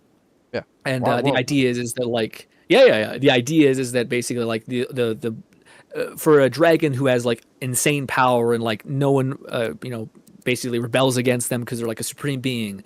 The one thing that would like fix their boredom is actually someone who would one prove to be like a person that would resist them, and then two a strong warrior for higher for strong offspring. So I thought, oh, that's kind of cool. That's a neat idea. Anyways, basically like he's standing in like this guy who just got isekai and just like nuked this dragon, barely lived, is plopped in the middle of this throne room covered with like a bunch of people who are all bowing to this like queen lady in front of him, and she's going on about like how, oh, you guys to the marketing district people, make the biggest parade possible for my wedding. This. And she's going through all of her like minions and telling them to like set everything up. And then it cuts back to the dude who's standing in a chair in the middle of this kingdom and throne room, and he's basically just like, yeah, no, I don't want to marry you. Like, I don't even know you. And then he basically she has some bad moments, like when he defeated her, she basically like did some scummy shit where she's like, there was 2 guys and she basically said like, you guys have to fight to the death and whoever lives, I'll give you a key that lets you leave this dungeon, which you isekai did too. Whoa. Anyways, Rough. sorry, what were you gonna say? Just said rough.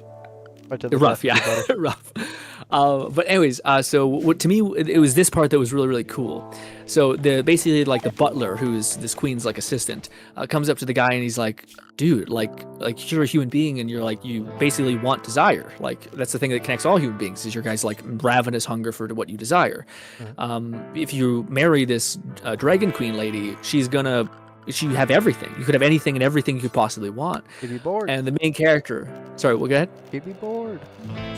Okay, well, you spoiled it a little bit. Anyways, but he basically, I thought the way he phrased it was beautiful. Basically, he said have you basically what you're asking me is you're saying you just bought a video game and here's all of the money you could possibly have, your max level, everything's over.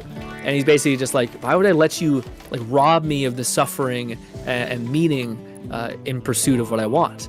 And to me, it was just like a beautiful, like I can't even like properly mentally like decode that, but like the idea that yeah, like if you were to just get everything you could possibly want in your life, you are robbed from the and if you think about it, like I talked a little while in the beginning of the stream about like this idea of pursuit. Like I've never been happier when I'm me just being in pursuit of something in which I have to make trades and sacrifices for, because it makes my life very clear and very focused, and that gives me kind of peace.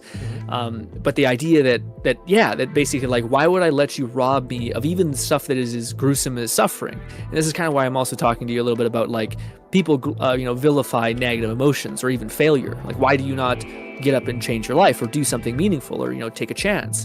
Well, because you're scared to fail. Maybe you're scared of looking stupid. But it's even worse to be a coward, I think, to never actually do that, to never actually stand and try to pursue something. But the idea that like, okay, if that's the case, then I need to also accept that like meaning, purpose, everything is connected to that one singular idea of you also need to suffer. You also need to like basically take all of the entire adventure that is your life, all the bad, all the good, and you need to still take a step forward, and you shouldn't let another person try to rob you of that either. And to me, like, I haven't fully been able to like decode all of that, but that's as close as I've got, and I think it's pretty fucking meaningful. But I wanted to ask you about it because that's something to me is really curious. God, I've felt that feeling before, especially with video games that I might like mod in easy shit or give myself a resource. The feeling of doing it myself and looking at the kind of end product and saying, I did this with the knowledge that I could have made it easier, but I didn't need to. That's pretty fun. Ooh, I'm getting raided by one person. Let's see. Yikes. She looks like she's got a face mask and like a knife.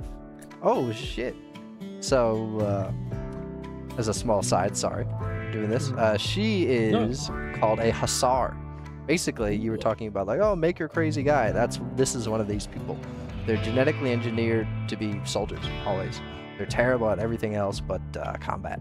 Ooh, I see. She can't do much of anything besides she loves fighting and she loves melee. So you could just leave her be and she might like walk by you, or is she gonna eventually find? I think she's coming to attack me at some point, but right now she's just sitting there. Because you can see how much distance there is actually between us in terms of how big these maps are. Could you just like get 7 of your people just to bum rush her and kill her? Oh, we're about to. We are Okay. about to. I'm waiting for everyone to finish doing their tasks. So I've been talking about some shit. But finish your work, then kill his lady. Oh yeah, I'll press my summon all button. Tell them that they are now drafted with the press of an R command, and we will meet her right here. Now they're all walking over. I think actually 2 of them don't even have a gun, so Get slashed. Oh, there's 2 right here. There we go. Go equip that. You do guns need bullets, or is it like just a default weapon? They do not, thankfully, but there are mods that give them bullets. Yeah. Oh shit! So another fun side thing. This is a boom-a-lope, and you can guess what they do if you shoot them. Ooh, explode. when you see them, can you eat them? Yes, you can. If you, I think if they survive in terms of you interact with them without exploding, I think they drop meat. Otherwise, there's just like little bits. Huh. So let's see what my guys do if they attack her. I'm not sure if they're gonna play it, but when characters have guns, they have a little animation that shows how they aim. Looks like it's not playing it right now because I found her, but she's going to start charging my buddy.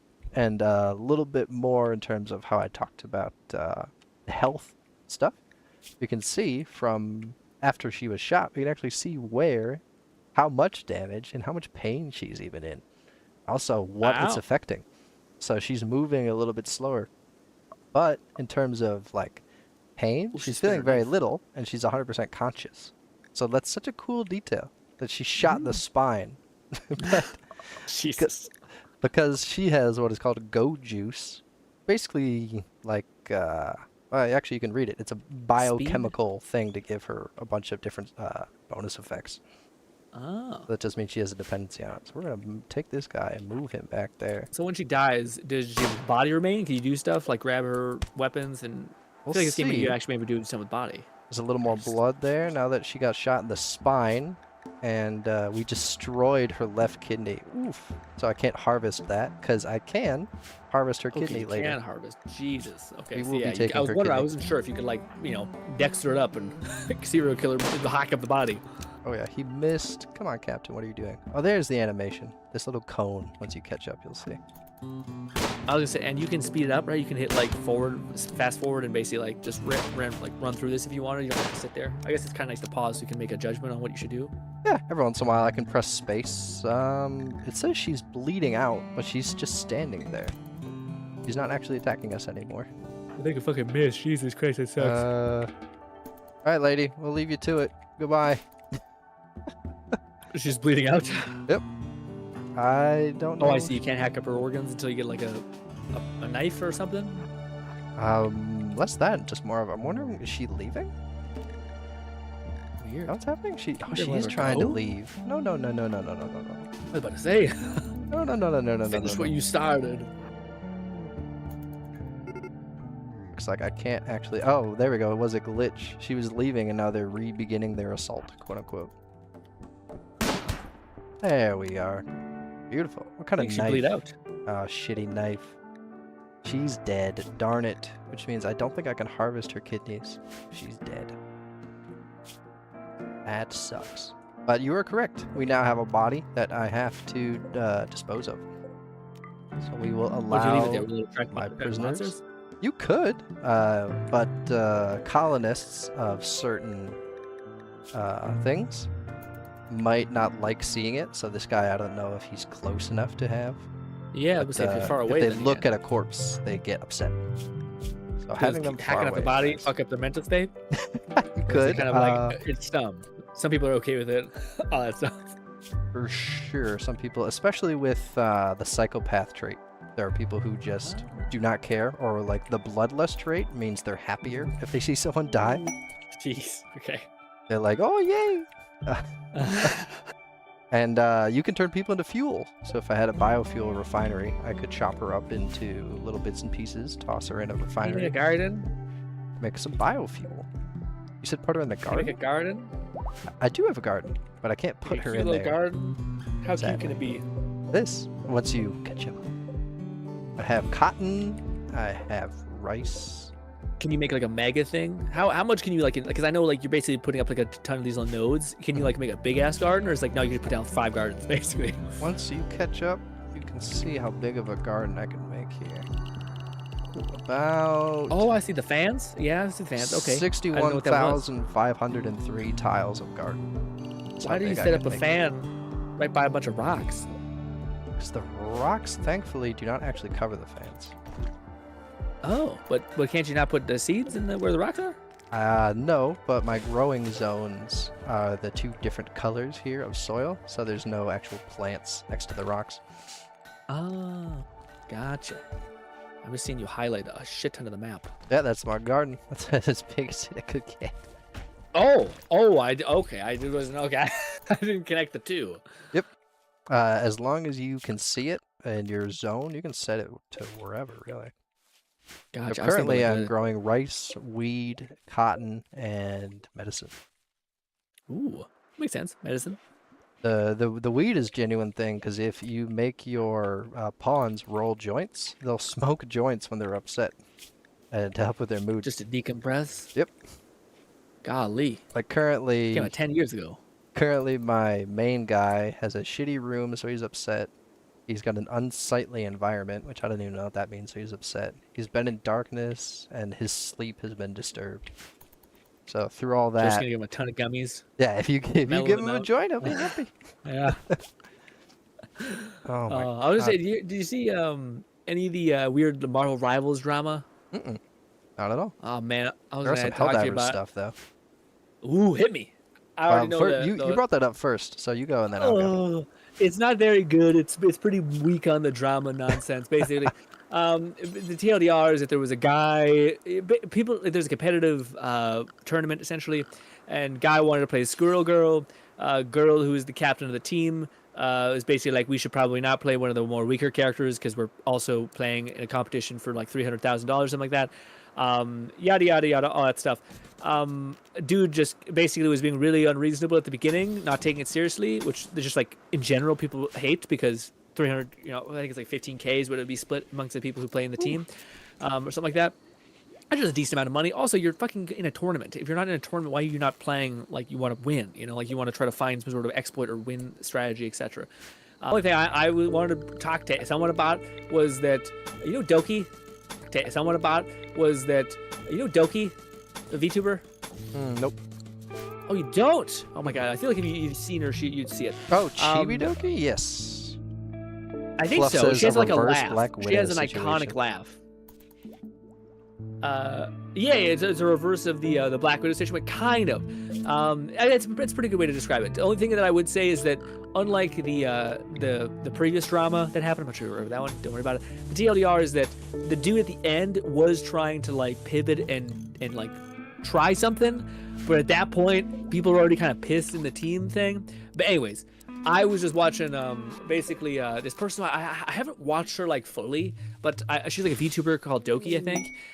And she just seems like one of the few people who I keep seeing, like I haven't like fully watched her content, but I just see her at Doki, there we go, pop up in my feed, and she seems like just a really like, I don't know how to describe it, but like a fucking cool dude, you know, like a person you want to be friends with, somebody who's kind of like chipper and kind of like giggly, or not, it's honestly chuckly is what it really is. But anyways, I was watching. She ended up getting got caught in the crossfire with this. Basically, like a cute VTuber gets caught in the crossfire from drama nonsense, and it was just so funny because I seen a video of her crashing out a little bit. It wasn't even about the tournament, but it was clearly like everything was building probably around people being rude to her because it's this weird thing, dude. I don't even know. We're like, you know, it's like for me as a person who like really likes to absorb everything as far as like whose argument is what and like who has like a leg to stand on here, but not so much here. Then try to understand people's sides. Like it's just unheard of online, especially on Twitter. It's just like, no, I believe this. There's no nuance. There's no one who's like, hey, maybe the girl who wrote like was doing the main event could probably fucking, you know, stuck her foot down and been like, everyone shut the fuck up and listen to me. And people are gonna call you a bitch, and that's fine because you're fucking the leader, and that's fair to do. It also is absolutely unreasonable that the guy didn't want to play Squirrel, or the guy was fucking memeing and doing Squirrel Girl bullshit. Anyways, but that's my drama bullshit that I kind of peeked in when I had a minute. What about you? What's the Helldivers drama? It's not too much in that basically there was a large event. I don't know if you played too much to know kind of how the game has been rolling in terms of... not too much, no. What it's been up to. Basically, there have been some gacha game style FOMO events. 1, 2, 3, 4, 5. Hate that. And yeah, so there have been people who are upset because they're saying, well, I've been in the hospital, or hey, I have like a job and stuff to do. I don't have time. And everyone else is saying the requirement was logging in once for 60 seconds in, I think it was 3 weeks was the time frame. And so people are saying, if you're going to complain about not having something in the game, you're not even playing it if you can't log in once in 3 weeks. And so people are just going back and forth on those 2 points of like, well, why do you care? You're never here. I think it's so funny because like I kind of side more with the one people, which is like the idea that like you dislike that you're missing out more than you actually are playing. You know what I mean? Like you're frustrated that you're being excluded more than you are about like the fact that you know, which I get, by the way. Like I understand. No, for sure. Especially, it's interesting to think about because, like, some people are saying, oh, my job requires me to be gone for 6 months of the year, and then I'm home for 6 months. So, of course, I can't actually do the logging in every once in a while thing. So, it's all these different kind of perspectives. And what I saw... we talked about? I was going to say, remember that thing we talked about? When you hear people complain, you're basically hearing somebody say, I really just don't like that the world is not, the reality of the world is not what I would like it to be. That would not be perfect for me, and instead it is the reality of the world. To me, I cannot unhear it when I hear someone like start complaining like that. I'm like, okay, yeah, why would a company and everybody else have to like stop updating the game just because you're gone for 6 months? Like that's a you problem thing. That's your reality, not everybody else's. Sorry, go ahead. I think the main thing, not saying you're incorrect or anything, the main people are upset about is they're saying this is not a game that has done in the past this kind of FOMO. This is since the first time, and because they didn't tell anybody that there was like, oh hey, if you guys log in, you get a thing. And on top of that, they're also saying... I just think 3 weeks is pretty high for all of that. You know, like, to me, it's like, if you were to test the water, I feel like you would do 3 weeks. If you wanted to do FOMO, maximum FOMO, you do a week. And that'd be unreasonable. But 3 weeks is almost a whole month to jump on and do a thing. Is it really hard to grind out? No, as I said, you log in once. Yeah, this is a non. I get the idea. I get the idea of someone being like, I don't like what this signals. I don't want this to be in the game, period. That I at least can fuck with. But if you play gacha games, and you've ever played a gacha game, and you accept it there but not here, and you want Helldivers to persist and like maintain relevancy and keep having updates, this might be one of the pills you have to swallow. I don't like FOMO at all, but yeah. Anyway, sorry, continue. You had more to say. I just wanted to throw that out there before I forget. Oh, I get you. It's that combined with the fact that last time, because they did say the thing that people missed on FOMO, they said, hey, it will return. So I think people are complaining that by will return, the past events have been that the company, I think, took a year and a half for something that said they will return eventually. So there's just that feeling for the people complaining about this that like, hey, they didn't tell us, this isn't something they usually do, and now we have to probably wait a year to get it. This is not me defending them, by the way. This is me filling in the rest of the problem. Even if you were, I would just be listening to that all the same. Because I'm agreeing with you. I think that if they can't log in every 3 weeks for like once, or hey, tell a family member to do it for you, or something. Yeah, or just be like, I can't get it. And you're not going to miss out on too much. Yeah, there's certain, already like I am. Like we talked about it, call back again to the stream. We talked about like, what do you call it? You experiencing something shitty. It's a negative emotion. You lost out. You failed. You basically couldn't do it because of a circumstance you don't have it. It's okay. It sucks. It's shitty. It like maybe in the future, maybe you'll basically play a different game. Maybe you'll do whatever. But like, to me, the idea that like, yeah, you don't win. It sucks. It's shitty. Like, but that doesn't mean like the world has to stop what it's doing just so you can win, or just so you can like get ahead, you know? Oh yeah, I get you. And again, yeah. So I just thought it was pointed for what we were talking about. But now again, I agree from the angle that to me makes the most sense, which is like, people do not like with the signals. This could signal stuff for the future. Okay, you don't mind it when it's 3 months, but what if this gets worse? And like the slippery slope analogy, which I get that a little bit more. I feel like that has a little more teeth to like be like, okay, this sucks. Granted, I do not play Helldivers. I do not have a dog in this fight, but just as a service level thing, yeah. Man, it's so fun. I don't know why you don't. Besides the fact that you have no what time. What do you mean? Besides the fact that you have no time. I would love to. I still think Helldivers is great. I still think like, I don't know, man. I find the one thing I find that I'm having a bigger and bigger disconnect from like the games I like to what it seems like the industry is moving in. It's like I don't like games that make me inherently anxious, and I think like Helldivers is awesome. Like I love seeing the shorts that are like just dude going ham and like jumping through a mound of bullets, all that stuff. But like as far as like when I play games, I'm not sure if I want to like be on the razor's edge of like about to die and I have to like put everything on the line just to be able to do this. And I'm like, ugh, and then I die and lose everything. I'm like, this doesn't feel great, Oh, for sure. Although for me, I like the adrenaline. I know. I know. I was shit. I'm running. I gotta call down this airstrike before I catch up to my ass. I was gonna say, do you also like horror games to some extent, right? Yeah. See, I feel like all that stuff is connected. Yeah. By the way, as what just happened, I accepted someone for a little bit of what's called honor to come stay at my place because they were hunted by a man-eating mink, which is now dead. So now that the mink is dead, I'm telling the person who stopped by to get in their transport shuttle before they get pissed off at me, and then they will leave my colony. This game is a trip. It's wild. You're building like a wooden shack, and then there's a fucking space cruiser just pops down beside your wooden shack.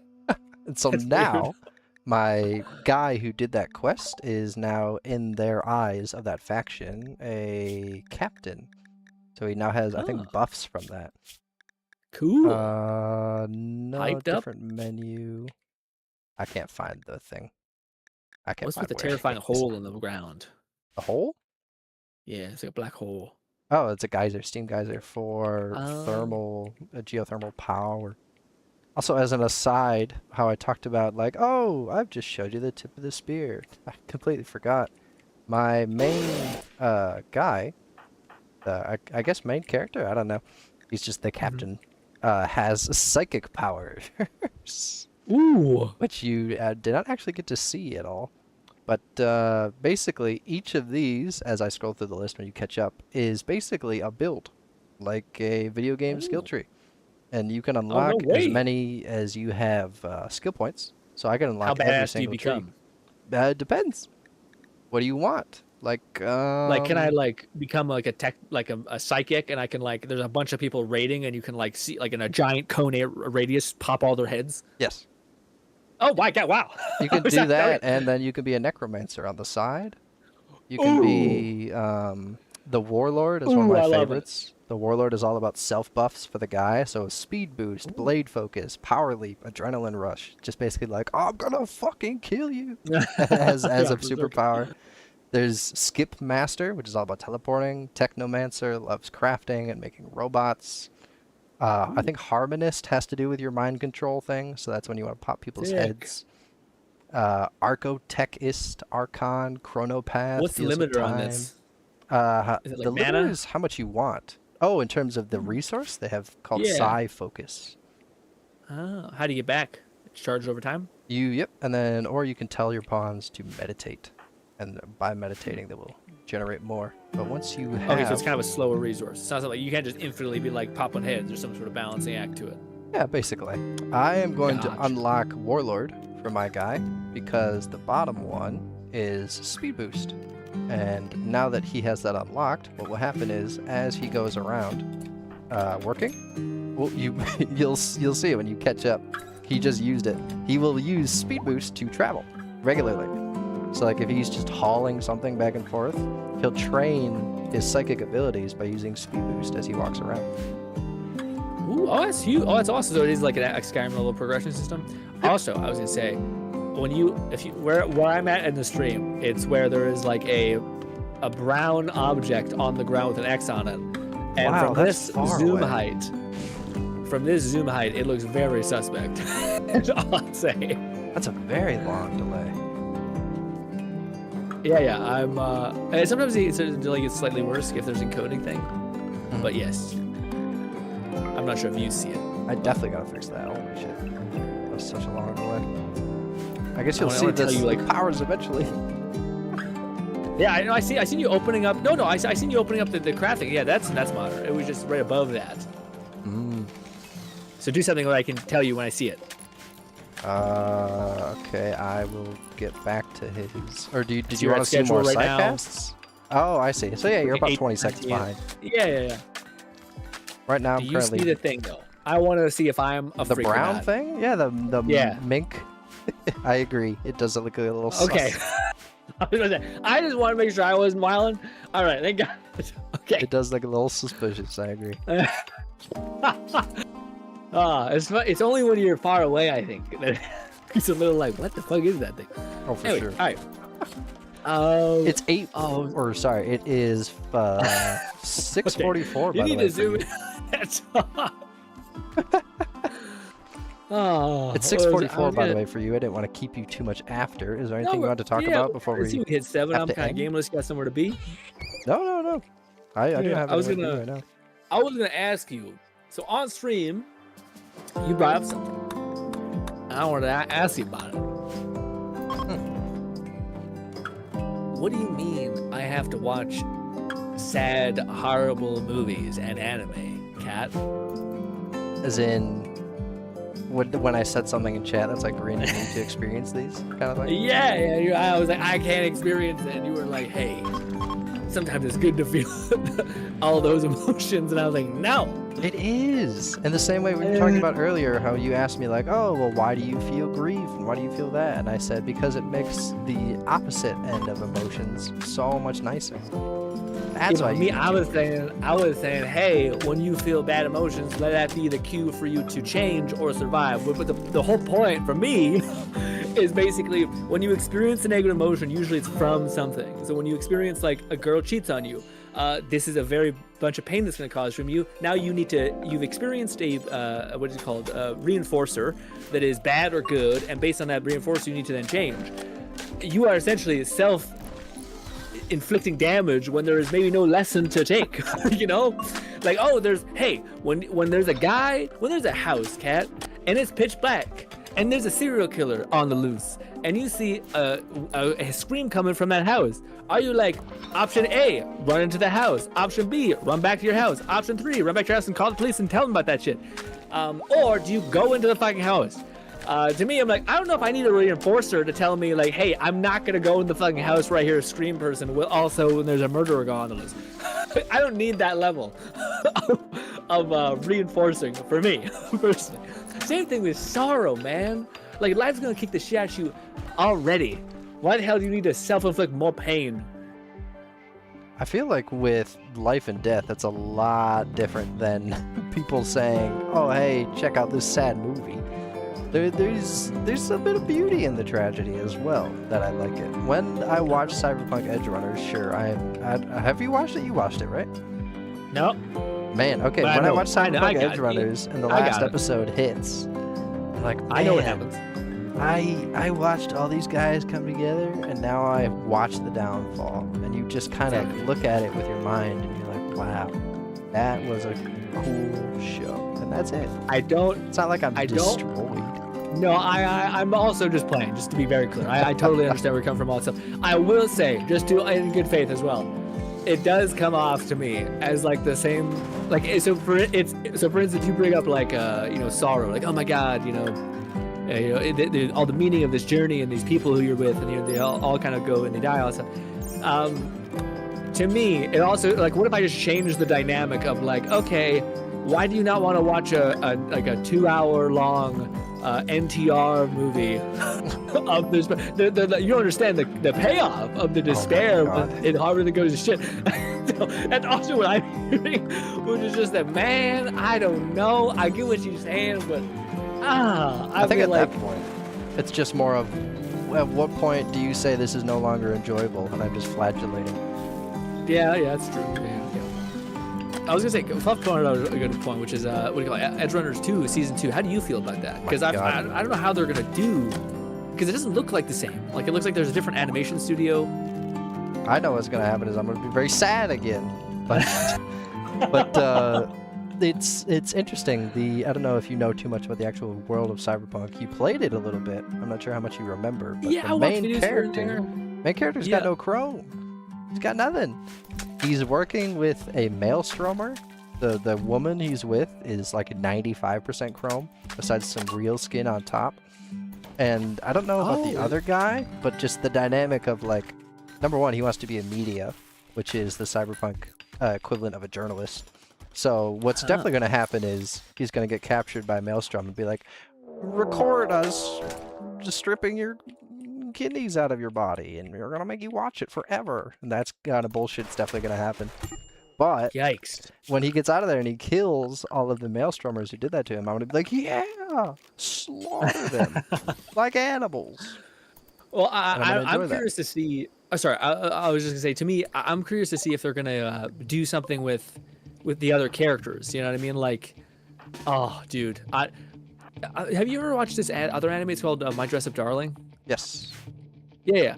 No, it's not wrong. Sorry. What do you call it? It's got like a little oni, not little. It's got like an oni girl and then like a dude. And they're in mech things, and they have to like hoist on top of each other. It's really suspect the way they like pilot the mech thing. Do you know what I'm talking about?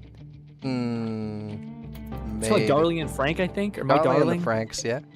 Yeah, that one. Okay, so that one also is one of the ones where I was so excited. It's like right up my alley. It's like a romance thing, but there's cool fucking mech things. It's all got all this stuff in it. Cool. Seen the ending, or like not seen the ending, heard about the ending, and I thought, not today, bitch. But apparently there might be a season 2, because apparently the way that one ends, yes, but basically there's a high probability that they're going to like meet again in another world or like another thing. And to me, if they do that, we're like, yes, it's tough. This life didn't work out for them in this run. But in the next one, they're going to be like a 6-hour pop where they're just happy and good and it's not a nightmare. I will watch it. I think that's the antithesis of all this, Cat. If it has a good ending, I'll endure whatever the hell the misery of it is. But if there's no good ending, then I just can't, because then I'm just left with hollowness. Like I've attained nothing. I've just gotten part pain. Yeah, I get you. That's interesting. Yeah. So there has to be a payoff if you want to suffer. There has to be a meaning behind the suffer. There has to be like this, and it can't just be. It has to be like the one that I can think of that it's like a anime that I've watched that's like genuinely horrifyingly painful. Is Assassination Classroom. I'm not sure you've ever seen it. Very good anime. But the whole premise is basically that like they give you this teacher and a classroom full of students, and the whole premise is they have to kill this teacher. This like weird purple tentacle god thing. Anyways, weird anime. But they have to kill this teacher, and the whole fucking show is them, the teacher just being awesome. The teacher being like super lovely, telling them like life lessons, just being like, if you ever had like a soft spot in your heart, the for yellow school, guy, so good. right? Yeah, the yellow guy. Yeah, that's a great show. I've seen Kuro it. Sensei. I've seen it. That's a great show. Yeah, you see it? Yeah. Yes. So for me, like, it's one of the ones where, like, I was like, oh, no. And it's funny because at the very end, they start doing this thing where they're like, oh, maybe, like, the whole point of the show is to kill this thing. So at the end, though, and everyone's kind of, like, hoping, like, dude, just don't die. Just don't die. But as they start getting closer and they start kind of, like, hinting that, oh, well, maybe he can find a way to survive or live, instead, they don't. And it's one of the few times because, like, I'm not sure you actually ever finished the anime, but to me, it has so much like meaning and purpose behind the fact that he did have to die and the person that ended up doing it. It's one of the few examples where I'm like, that is enough meaning to overcome the sorrow of the death. But oftentimes, death to me feels really hard to revoke or rewind. You know? Oh yeah, it's real hard. Real quick, Fluff says, interesting character designs. There are no happy endings in Night City. God, the game really reinforces that. They've been doing stuff with other characters. Yep.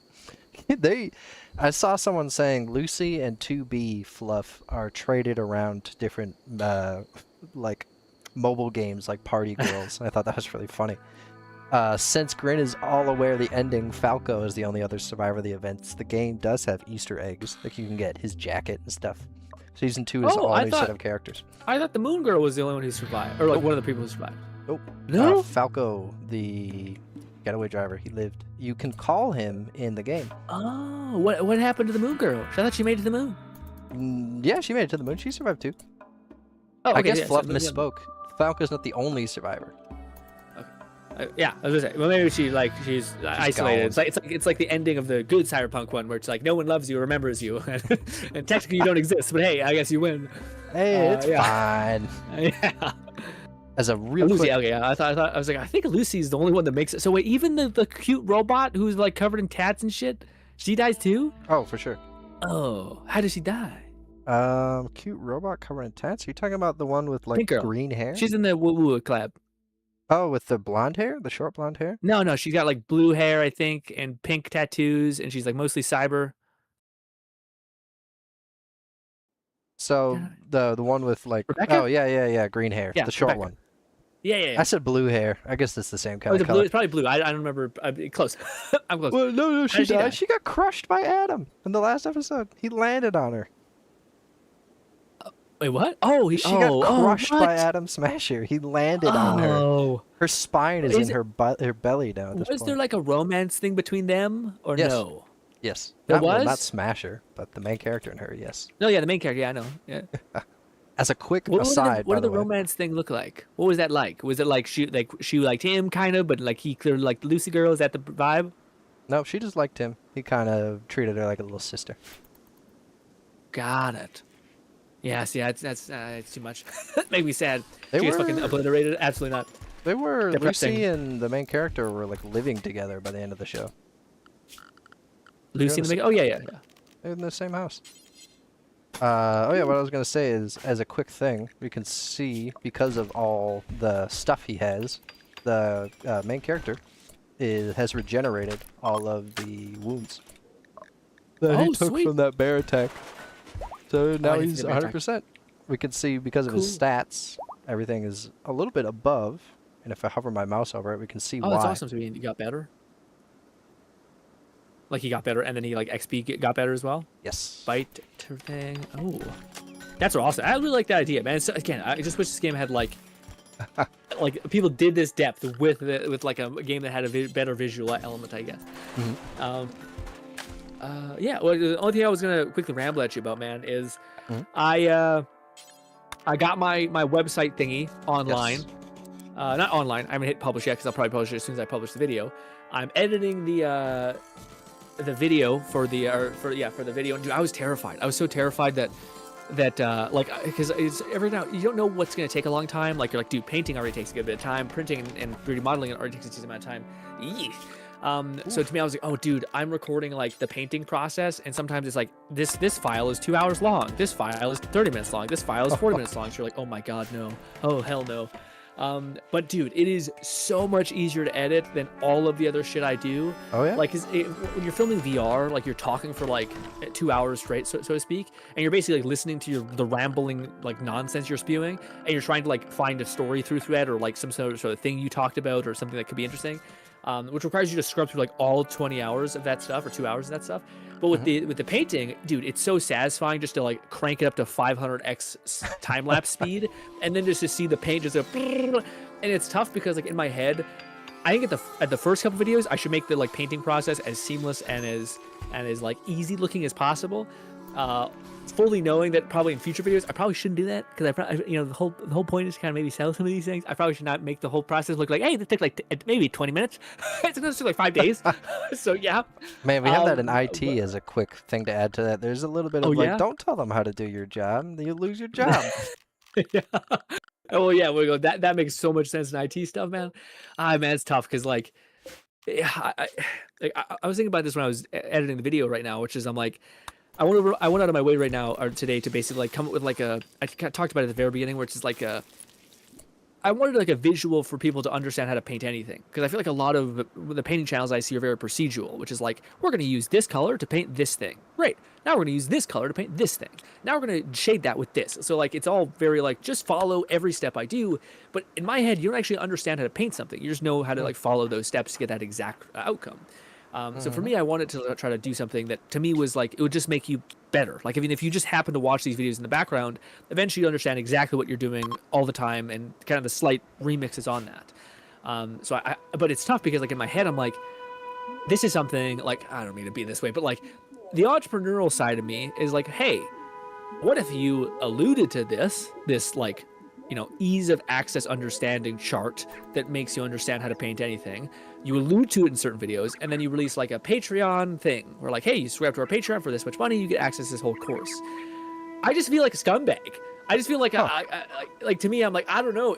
I feel like I can't do that. Like what I could do, and I think this is what I might do. I want to give away like that for free and entirely just so hopefully be helpful. And I think eventually I would like to like just stack the value in a different way. So be like, hey, I followed this formula I've showed you guys a lot, but here's me basically taking like 4 people who agreed to basically like paint for a month for me or like with me, and I'm just gonna basically take their calls, take their questions, and tell them where like you can make an adjustment to what you should do, and then do that for like all 4 people and make that like a condensed course on the Patreon, which I think that would be a cool like additive thing, which is still valuable and still people would give a shit about that, but it wouldn't necessarily be like hoarding essentially, because I feel like that's just like, at least in my previous venture, which you know a little bit about, I think that's the wrong mentality. I think you need to give, and try to provide as much as possible. And then people kind of like know that you're a real motherfucker who actually has value. And then you can maybe be like, hey, this is how I would like to make money moving forward. And if you want to do that, then great. So yeah, but anyways, deal with all that this week. I did always find a little bit of difficulty, actually, real quick. Fluff says she was a side crush between Rebecca and David. Yeah, there really wasn't much through that. Rebecca loved David, but accepted Lucy and David were closer. Poor girl could not survive Smasher. No, bro, he turned her into soup. It's why I was happy Woo-Wah made Rebecca free. I hope I didn't miss out on it. I think also... Yeah, I wanted that. Oh, sorry, good. I think also Woo-Wah or ZZZ, whichever one, had the cutscene, resurrected David, put his ass on the moon, and had him and Lucy hug. For all the fans out there. Yeah, so that's what I was gonna ask. I haven't beaten the thing yet, but I wanted to be like, could I watch Cyberpunk 2077 up until the point which the shit hits the fan, stop, go watch the Woo-Wah trailer, and have that be the world that I live in? No. I wanted to ask Fluff this. No. I know where you're coming from. Grinn, you're crying about a reality you want to be true. But wait, this is entirely within my right to reality. It's a fucking story. It's a story that like, it's like saying every story needs to be a miserable nightmare like the world we live in. No. What? I'm just giving you shit because we talked about that today. No, I know. But I always got something back to say. Okay. This is second heartbreak, but really sweet. Oh, that'd be rough. Yeah. God, every time I hear someone... I was gonna say, does he like, is he not really there? Like he's just an illusion or like a thought? I imagine he was some sort of like, oh, we're bringing him back just for a little bit. Oh, it takes place after that. Fuck. So yeah, he's probably just a fucking echo or something. God damn it. God damn it. Damn it. Anyways, well, It sad. is 7 for you, by the way. I don't want to keep you any It is. longer because you're a busy man. Is there anything else you want to talk about before you go? no, man, I appreciate you talking about it. I kind of wanted an update on like how your shoulder doing, etc. I know you told me a little bit that it's bounced back largely. I know you also had the insomnia thing, which you kind of told me is still kind of rough, but slightly helpful now that you have that thing. And I thought there was another with AI, but we'll have plenty of time to talk about that next couple weeks. Oh, yeah, and I'll be there, of course, Thursday. Oh, right, yeah, I forgot. Yeah, Thursday stream, 5 p.m. Mountain Standard Time, guys. If you wanted to pop in and say hi. Also, I noticed in this stream, I talked a lot about philosophy things, which I always appreciate Kat letting me do, even if it. It's Yeah. quite fun. What? It was quite fun. As much as you might dislike being the only one who talks, there are times when I'm like, I want Grinn to talk for the next 15, so I can just like listen to the podcast in the background while I play this. And then there's I appreciate that. my Man. colonists are like, they've got a day's worth of work to do, and then I just take my hands off the keyboard and then I can respond to you. So this has been a great game for this, I think. Yeah, I was gonna say actually, I think it weirdly has moments. I thought it'd be much more like you get rated constantly, but it seems like there's quite a lot of downtime, so you don't actually feel like you're constantly on your heels, which is nice. All depends on settings. Fluff did break the illusion. It's a simulation. Only Lucy is alive and real. David and Rebecca are both simulated. So I don't need to play the Wood DLC. I was like, hey, maybe I should jump into the Wood DLC. I don't need to play the Wood DLC. I gotcha. Oh, thank you for telling me that, Fluff. I really do appreciate it. Yeah, thank you, Grinn, yeah. for being here. Thank you, Fluff Raid. I'm not sure. I think you're the only guys who chatted. And then thank you. We have like a third concurrent viewer. I don't know if that's you, Grinn, Fluff, and then Raid. But thank you, everyone, It for probably being could be here. also people maybe watching past broadcasts. Is always nice to kind of say, hey, anyone who's watching a past broadcast, appreciate you. I appreciate you. Especially with this being a podcasty thing. Yeah. Yeah, I appreciate you letting me lecture you about the game for a little bit. always love When you had talked about how, like, hey, maybe you should save this for a stream. I could not have fit all of this content into my 300 character limit, whatever YouTube has.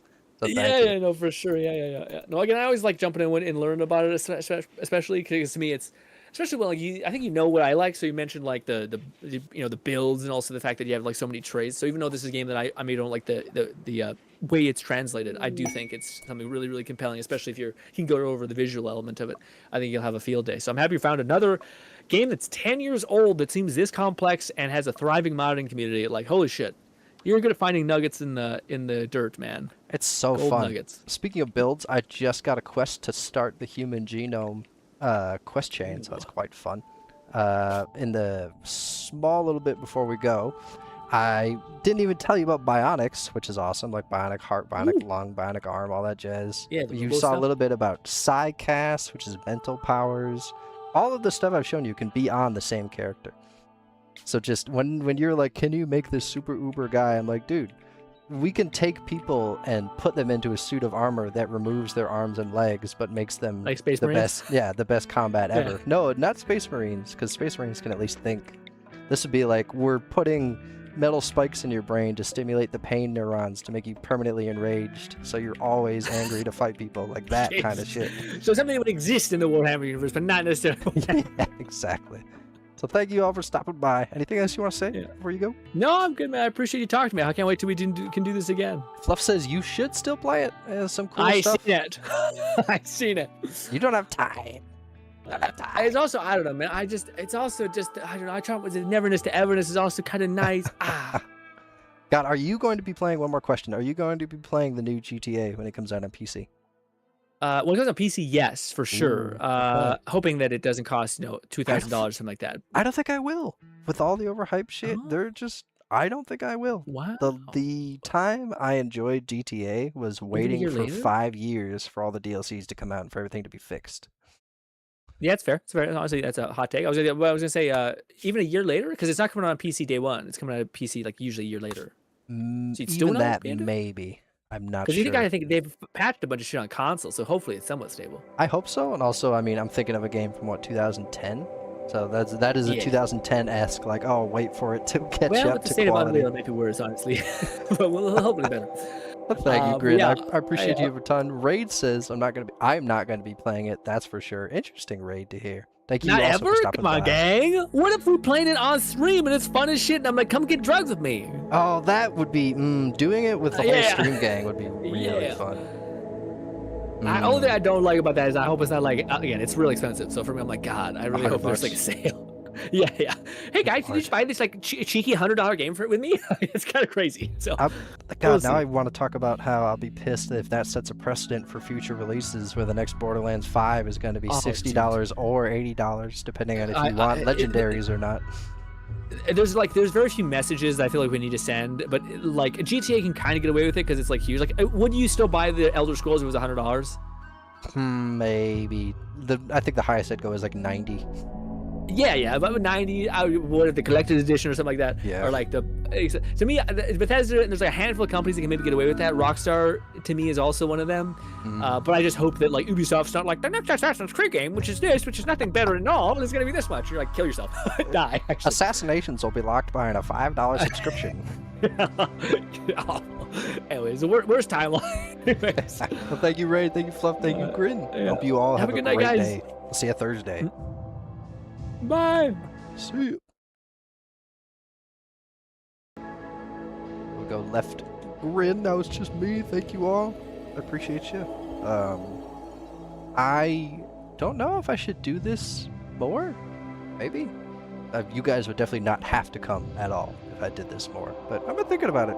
Fluff, I've enjoyed coming to your streams, and it's been fun to check things out in terms of seeing where you're going and how you've been learning how to do it better. Take care, y'all, and have a great night.